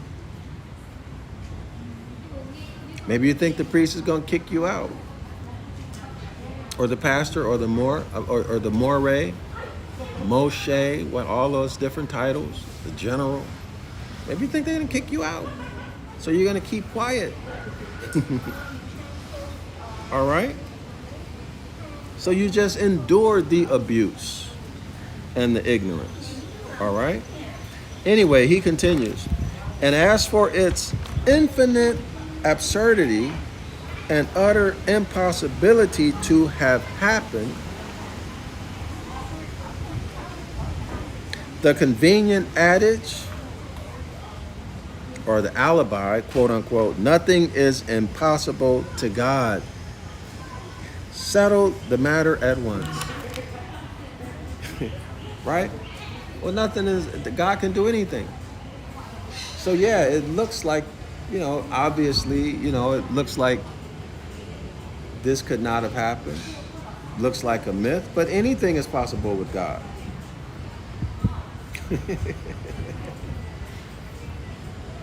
In other words, they willfully turn off their mind. They willfully don't use critical thinking skills, right? And y'all know this is my personal opinion. Y'all see how there's a push toward like short videos, and they reward you for these short videos. You want to know why? Because they want to further entrain you to have a short attention span, so that you won't be able to learn anything, because you allowed them to condition you to have a short attention span, to not be able to concentrate long enough to learn anything. And the more you watch the short videos, the more you scroll, the more you entrain, the more you participate in your self-destruction. See, that's their masculine mental energy overtaking your feminine mental energy, because your masculine mental energy is too weak to resist it. Okay? That's that cuckoo bird egg, or that cuckoo bird seed thought planted in your mind, and you're being someone as a result that you're not. All right, y'all? You're a steak on the table, a fool and an idiot, according to this author. But that's one reason why I like this author so much, because he tell you like a T.I. is. So no part of religion is more rational than that in which this wonderful woman of the Zodiac is to this day worshipped throughout Christianity. So if the myth of the Virgin Mary goes against all logic and sound reasoning, if it's obvious that it could not have happened, and your only alibi to believe it is that anything is possible with God, then the whole story about Christianity and these solar religions that are based on that are also illogical. They're not rational. They can't be more rational than the story that is based on. That's the author's point. He continues, under the domination of the Virgin Mary, and that in words of which the astronomical sense, the astronomical solution, the astronomical meaning, the meaning in nature, is actually avowed and acknowledged. The most beautiful hymn of the Roman Catholic service actually bears the title of Ave Maria Stella. Hail, Mary Star, and proceeds and begins, quote unquote, bright mother of our Maker. Hail, thou virgin ever best, the ocean's star, by which we sail and gain the port of rest. So here the Catholic Church just told you the truth. They just told you the truth, that this is astrotheology, that the Virgin Mary, this is constellation. These are stars.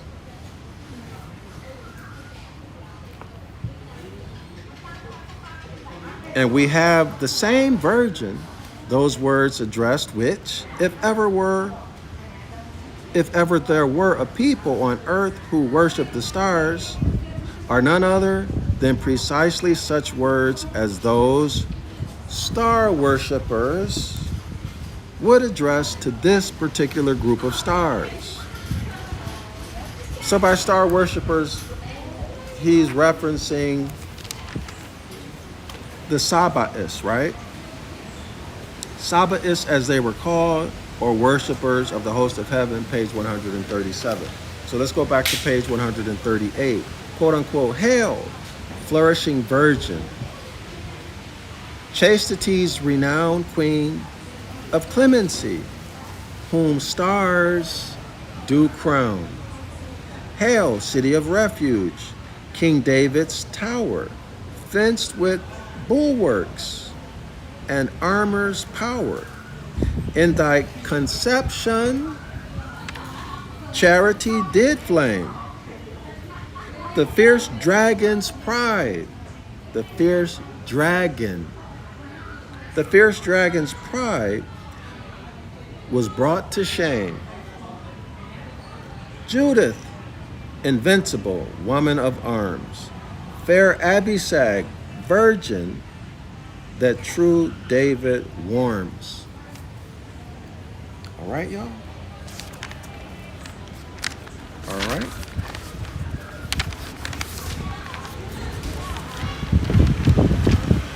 Let's see. We're going through this actually faster than what I thought we would go through it. Hence this virgin of the Zodiac, without any contradiction, without any absurdity, was worshipped by the ancient Sabbatists under the characteristic epithet of Virgo Paritura, that is, the virgin that shall bring forth. The virgin that shall bring forth. Well, bring forth what? And we already discussed actually what she shall bring forth. I think we did. And we already discussed what is meant by virgin. Okay, we've already discussed that. But anyway, let's keep going. Let's let the author speak.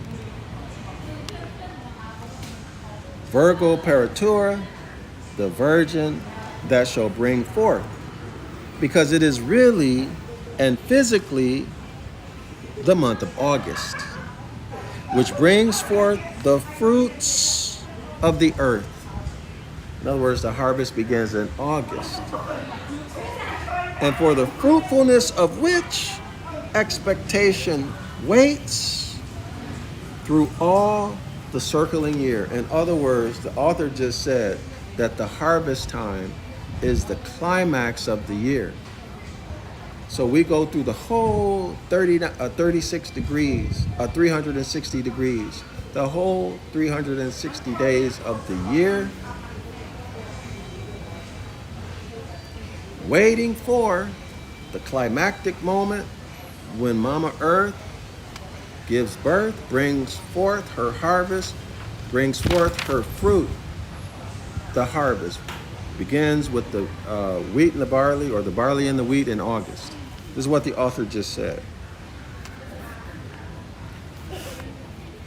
Hence, though a pure virgin, that is most literally a fire virgin, so it means literally a fire virgin. Fire has to do with what? Stars. That is a virgin whose form is made up of those bright fires which stud the starry bosom of the night. She is yet the tender mother of all animal life, who provides the food on which we are to be sustained throughout the year.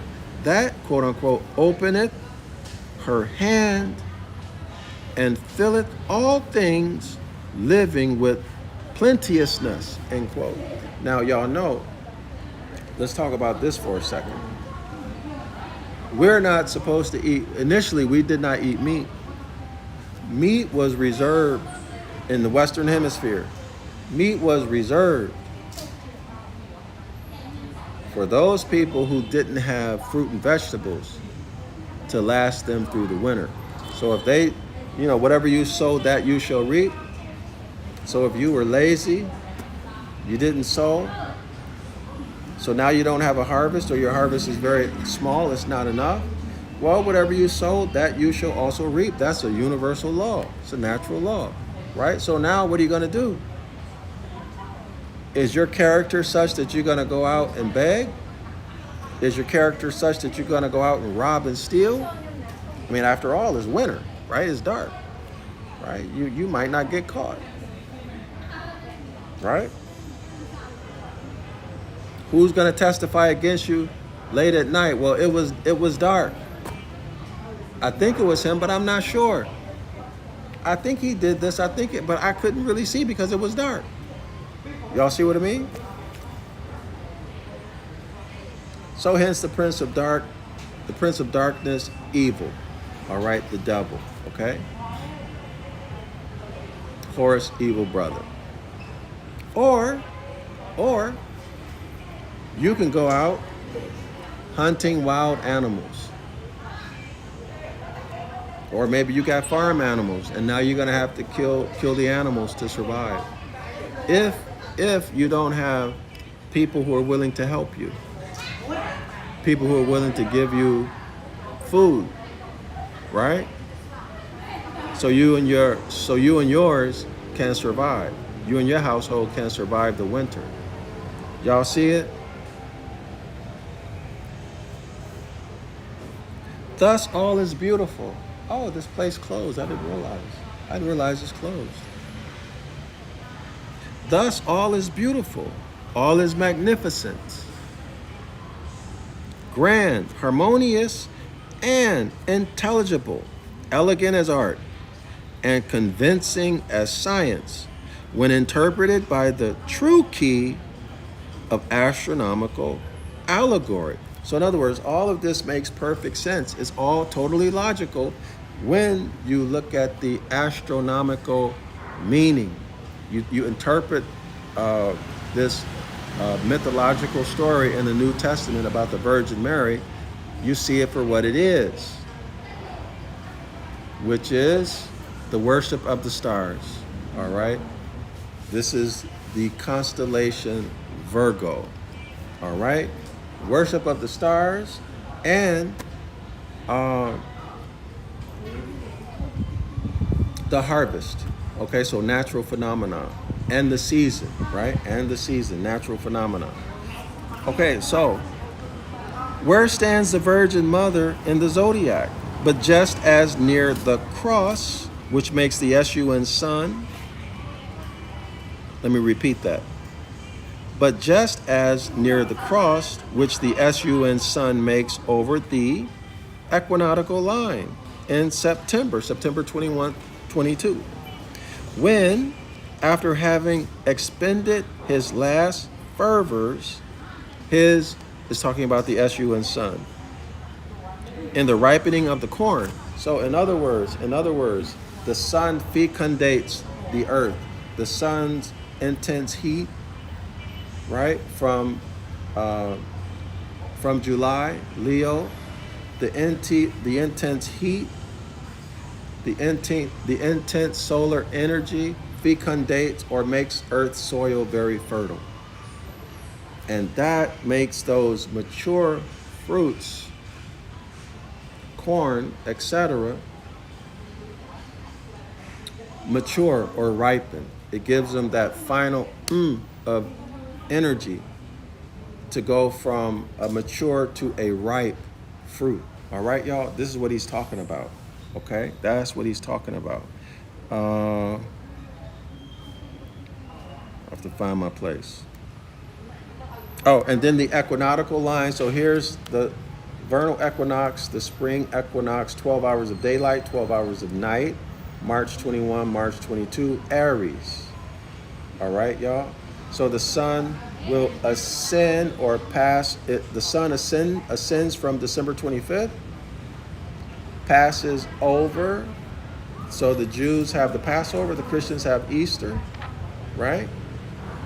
The sun ascends. Jesus is born again, comes back. We get to June. June 21st. June 21st, 22nd, which is the summer solstice. All right, the sun is at its highest point in the sky.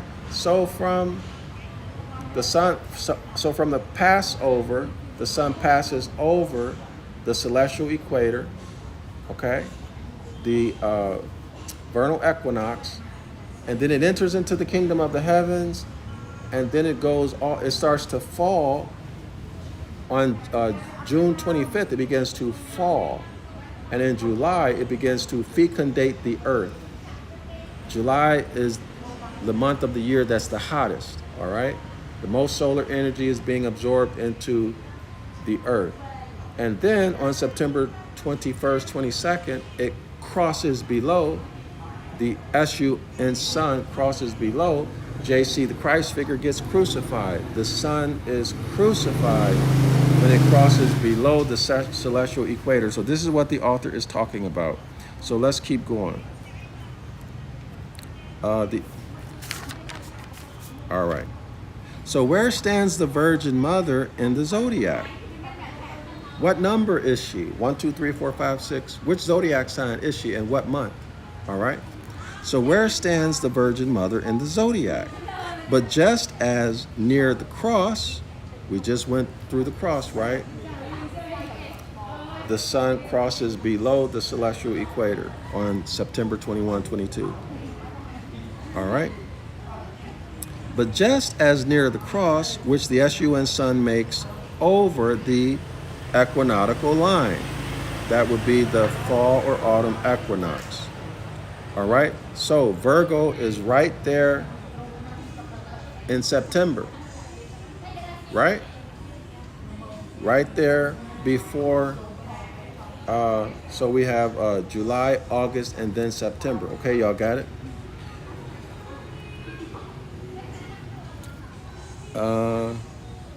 Okay, but just as the cross, which the Escheat sun makes over the equinoctial line in September, when after having expended his is the Escheat sun, last fervor, that's the fecundation, that's that intense solar energy, the most intense solar energy heat during the year in July, which is the lion of the tribe of Judah.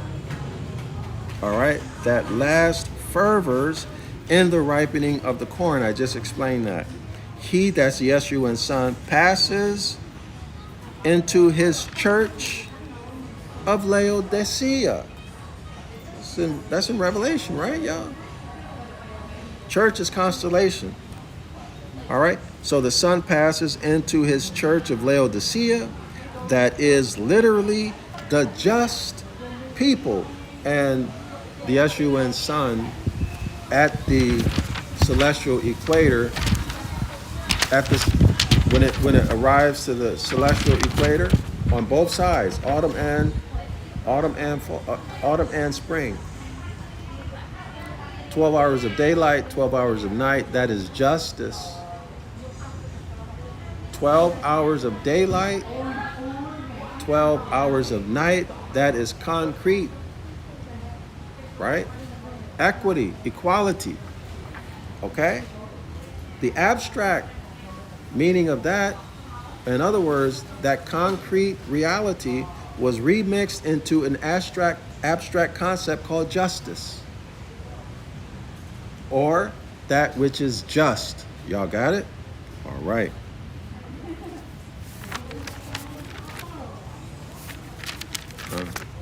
The wind blew my pages. Hold on.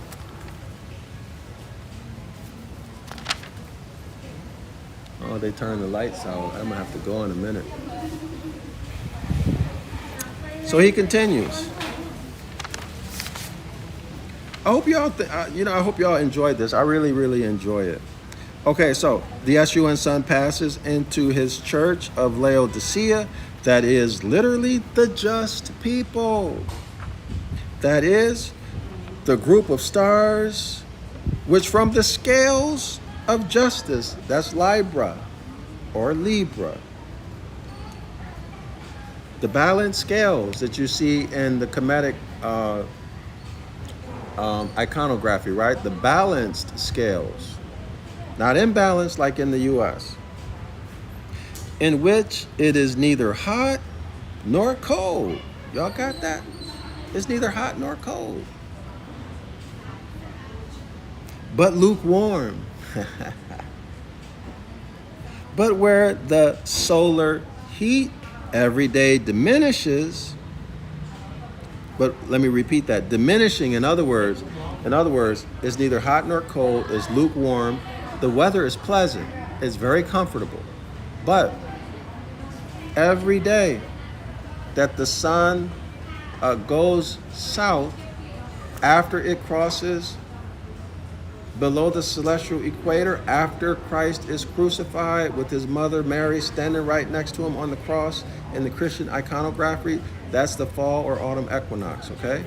So every day from September 21, 22, September 23, September 24, September 25, every day, one day is a degree. The temperature drops. It gets colder and colder and colder. This is what the author is saying, until it gets what? You're dead smack in the middle on what? The winter solstice, December 21, 22. Let's continue. All right, the scales of justice has to do with 12 hours of daylight, 12 hours of night for everybody. All right? In which it is neither hot nor cold. That's the temperature, the weather, but lukewarm. But where the solar heat, but where the sun's heat, but where the temperature every day diminishes, drops every day, it gets colder. He, that is the Escheat sun, begins to descend. That means the sun continues to fall southward. It's in the southern hemisphere now. Once it crosses below the celestial equator, once Christ gets crucified, the sun is now in the southern hemisphere. And when the sun was in the northern hemisphere, we had the kingdom of God, right? Those months where the sun ruled, meaning that there were 12 hours or more of daylight. But when the sun crosses below the celestial equator in the fall, now there's 12 hours or more of darkness. All right? Christ has been overtaken by the prince of darkness, by Satan. Okay, y'all? So the Escheat sun begins to decrease with sorrow, with sadness. Dang, I hate it when the winter comes. I can't wait till summer comes. I can't wait until the spring, right? So the sun begins to descend, to fall southward with sorrow to the grave. What grave? Well, December 21, the winter solstice. The winter solstice, December 21, where every day of the year the sun casts a full 1 degree shadow on the sundial. But all of a sudden, on December 21, the sun doesn't cast a shadow on the sundial. In fact, it doesn't cast a shadow on the sundial for 3 days, until the very second of the very beginning of December 25th. 3 days. So since our ancestors have a concrete paradigm, our ancestors said that the sun was dead. Because you can see death. You can see a dead animal. You can see a dead man. All right? So since it was casting a shadow every day for the whole year, and all of a sudden it stops, well, it must be dead. Y'all see the logic, the reasoning? So the author continues. The Virgin Mother is supposed grievously to deplore this event. Hence the pictures of the crucifixion of Christ, which represent the Virgin Mary, with the face of the Venus of Apelles in deep grief, standing near the foot of the cross. And y'all thought she was crying because her son was on a cross. No, she's crying because she doesn't want to see winter come. She doesn't want to see summer end and winter begin. This is what the author is saying, all right? It never being to be forgotten that the New Testament most distinctly speaks of two crucifixions of Christ, answering to two crosses. Well, the sun passes over the celestial equator, or the equinox, the spring equinox. It passes over, or it crosses over on March 21, March 22. But then it crosses over a second time, right? At the fall or autumn equinox, which is September 21, September 2. So there are our two crosses.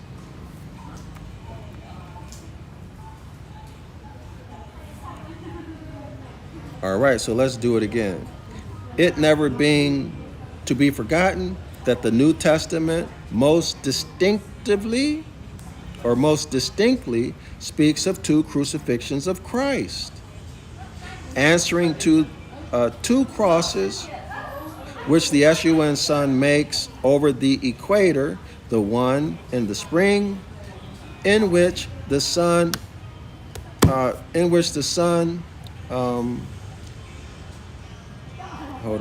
in which he, that is the sun, is the crucified lamb.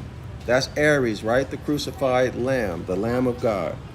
So the sun becomes the crucified lamb, or the Lamb of God, at the spring or vernal equinox, March 21, March 22. And after he is the Escheat sun, ascends northward, right? After he ascends into heaven, that's the kingdom of God, y'all, right? He's in the north. He's ascending. Once it goes past the vernal equinox, spring equinox, the sun is now in the kingdom of heaven. More than 12 hours of daylight. 12 hours or more of daylight, right? So he's into heaven, and the other cross, others referring to the other cross in September, where the sun crosses below the celestial equator. So in the spring, the vernal equinox, the sun crosses above. I like to say Passover because it's easier to distinguish between the two crossings. And then in September, in the fall, September 21, 22, the sun crosses below, or the sun is crucified. All right?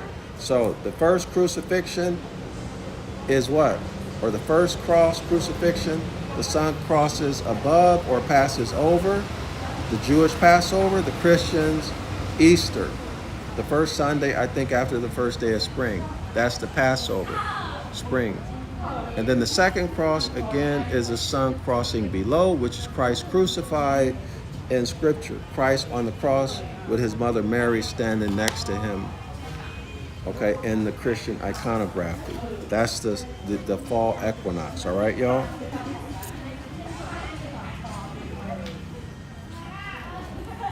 All right. So, and also keep this in mind too. Relate this to Hiram Abiff. Relate it to Hiram Abiff. Dead in his grave. Or the Moor, dead in their shallow grave, dead in religion. Dead in the solar religions. All right? With his head in the east in Aries, and his feet in the west in the scales, in Libra.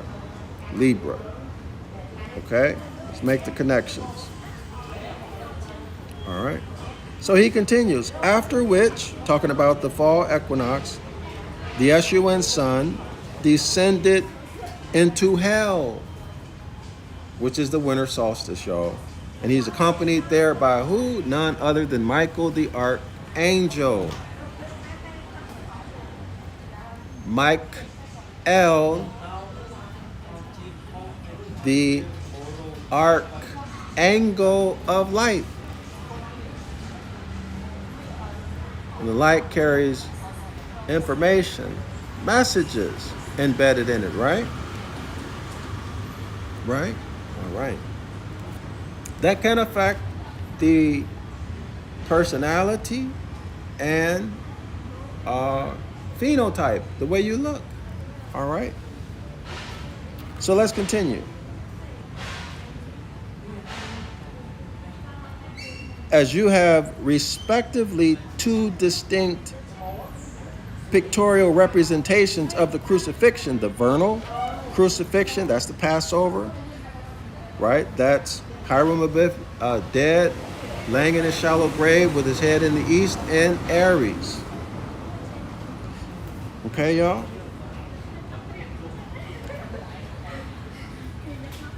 He says here, entirely omitting the figure of the Virgin Mother. So, at the Passover, you just see Christ. His mother is not in that image. His mother is not in the image of the crucifixion that occurs on the Passover. All right? As that of the autumnal crucifixion, that's the fall equinox, which takes place in September with perfect analogy, never omits to represent the Virgin of August as standing near the cross of September. So there you have it, folks. That's why some images, some pictures of JC crucified or the crucifixion, you don't see Mary. Well, if Mary's not in the picture, well, guess what? That's the Passover crucifixion. That's the vernal or spring equinox, first day of spring. The sun passes over, the sun crosses above, ascending northward, the equinoctial line. In the fall, the sun crosses below. Christ is crucified. The sun is crucified. And in that Christian painting, that Christian iconography, you will see Mary, who is the Virgin Mary, who is Virgo, standing next to Christ. So August, September. Christ gets crucified September 22nd. Y'all see it? So therefore, Virgo, his mother and child, right? Mother and child. Virgo, well, before I go there, Christ gets crucified September 21, 22. So in Christian iconography, you see Christ crucified on the cross. You see his mother, Mary, who is Virgo. All right, y'all? And then after that, Christ is accompanied to hell by none other than Michael, the archangel. Michael the archangel. And Christ stays in hell for 3 days before he's resurrected or a new son is born, depending on your Christian doctrine, right? Everybody get it? Everybody get it?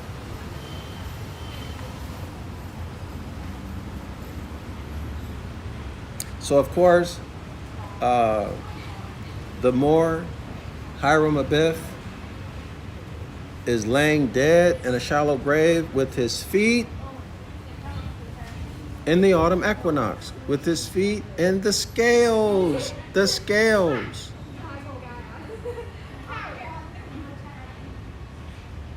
of justice, punishment. Y'all see it? Punishment for living out of harmony with nature. In religion, y'all say the curses, right? The curses. Deuteronomy chapter 28, verse 16 through 68. All right? But Hiram Abiff can resurrect himself. But you know what resurrects Hiram Abiff in this story, y'all? Talking about nature. Spring. Springtime. You get that out of C.M. Bay's work. I don't know if it's volume 1 or volume 2. I'll try to find it if I have time and share it with y'all. All right? So the author continues. Here's how, well, let me share it with you in short. So when winter transitions, when the energy of winter is diminishing and is finally over with, that first day of spring is said to be what? a strong grip, the strong grip of the spring that raises Hiram Abiff. Now, the strong grip of spring, which pulls, I got to go through it. I don't want to say it wrong. Actually, I should just read it. But the spring is the strong grip, all right, that brings everything back to life. So where are we? Where are we, y'all?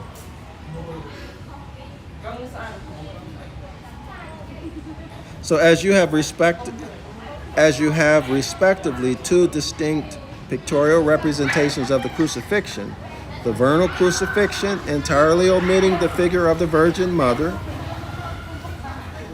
as that of the autumn crucifixion, which takes place in September with perfect analogy, never omits to represent the Virgin of August, Virgo, right, as standing near the cross of September. And the plant of the Blessed Virgin, as read to this day in the Church of Rome. Quote unquote.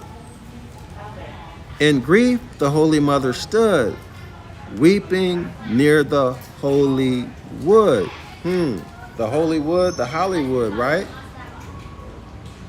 All right? The Hollywood, this fictitious story. So he continues,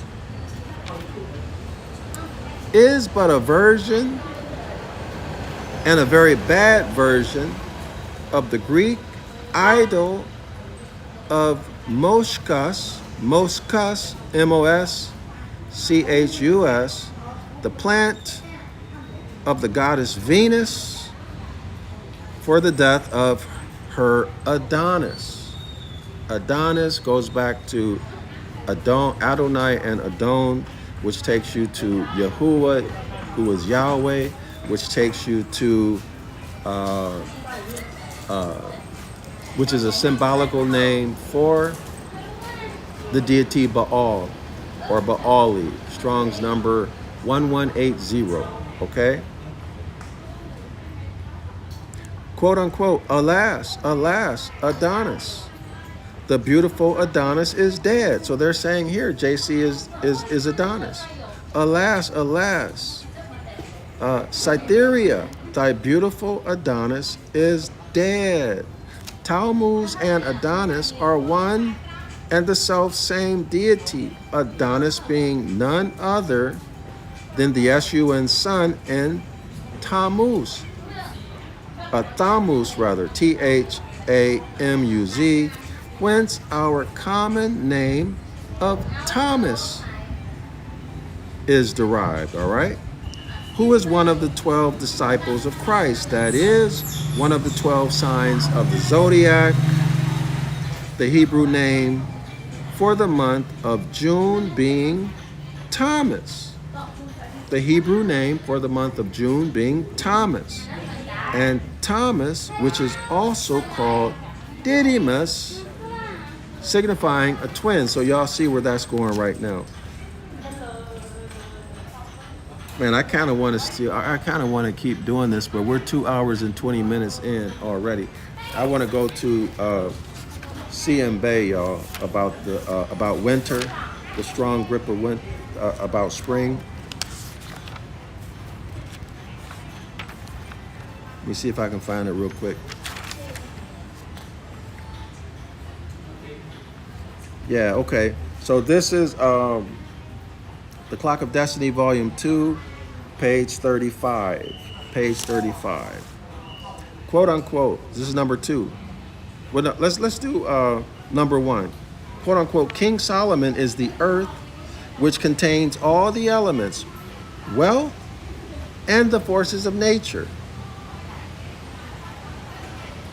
Thus, the earth is the storehouse or all of the wealth of creation. Y'all see why land and law are inseparable? Do you see why mores and land are inseparable? Therefore land, therefore mores are the substance, or is the substance and subject matter of the law.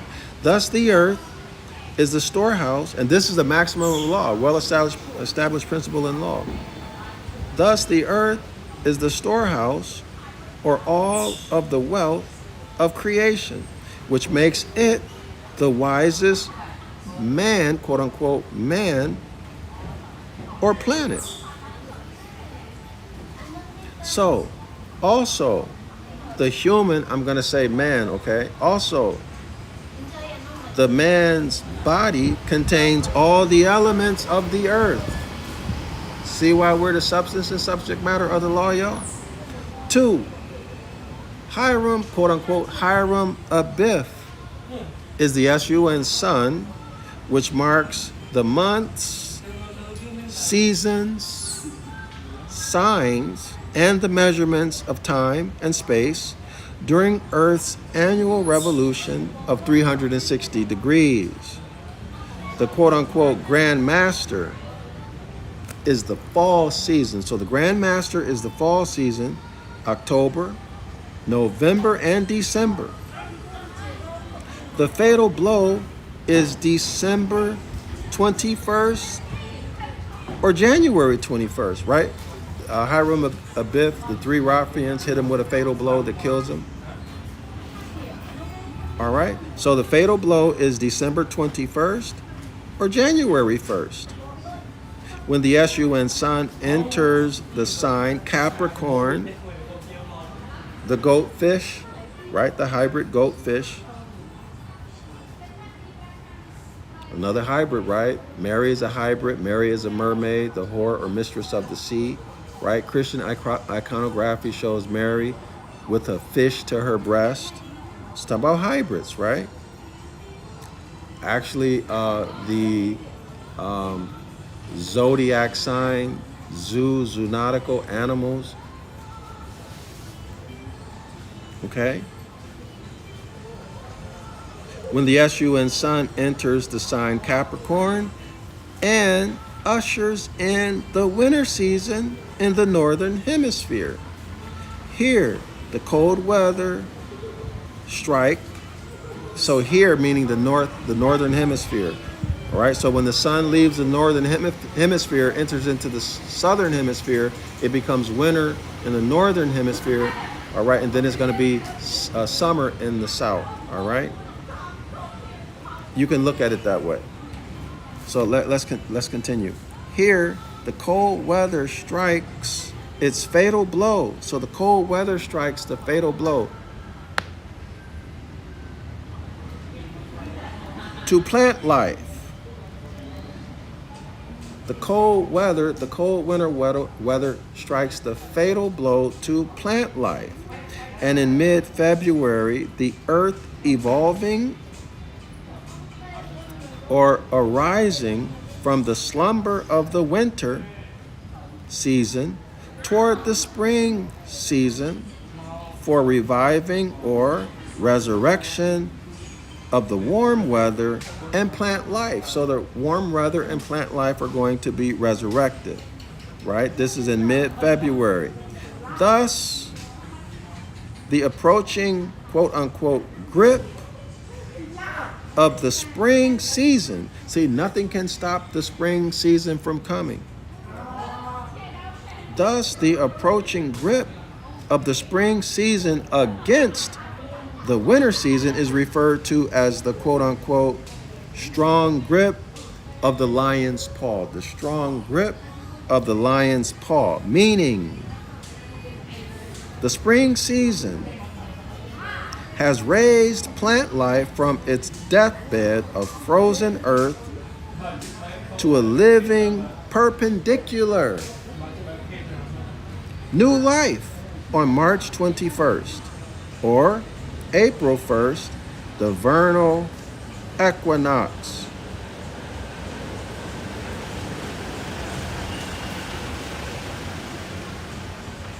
Well, let's continue. A, the vernal equinox. B, after the earth has completed its 360 degrees in the 12th sign, which is Pisces, and evolves to the first sign, Aries. Now, this is based upon the weather, right? Then the mystic names such as quote unquote wishful master and quote unquote the ram in the burning bush are employed, meaning the heat of the earth and the Escheat sun is in the northern hemisphere for 6 months. This is the kingdom of God, y'all. The period of planting, cultivating, vacation, and return for harvest.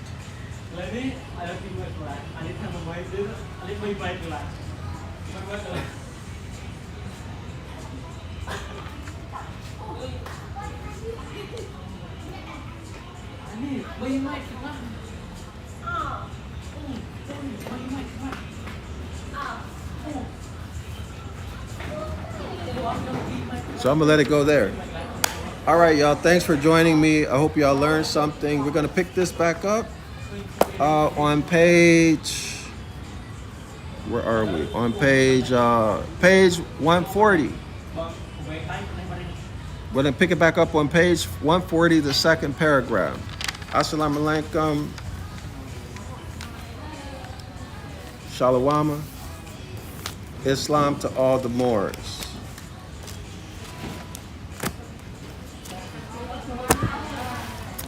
Be the light. I'll see y'all on the next one.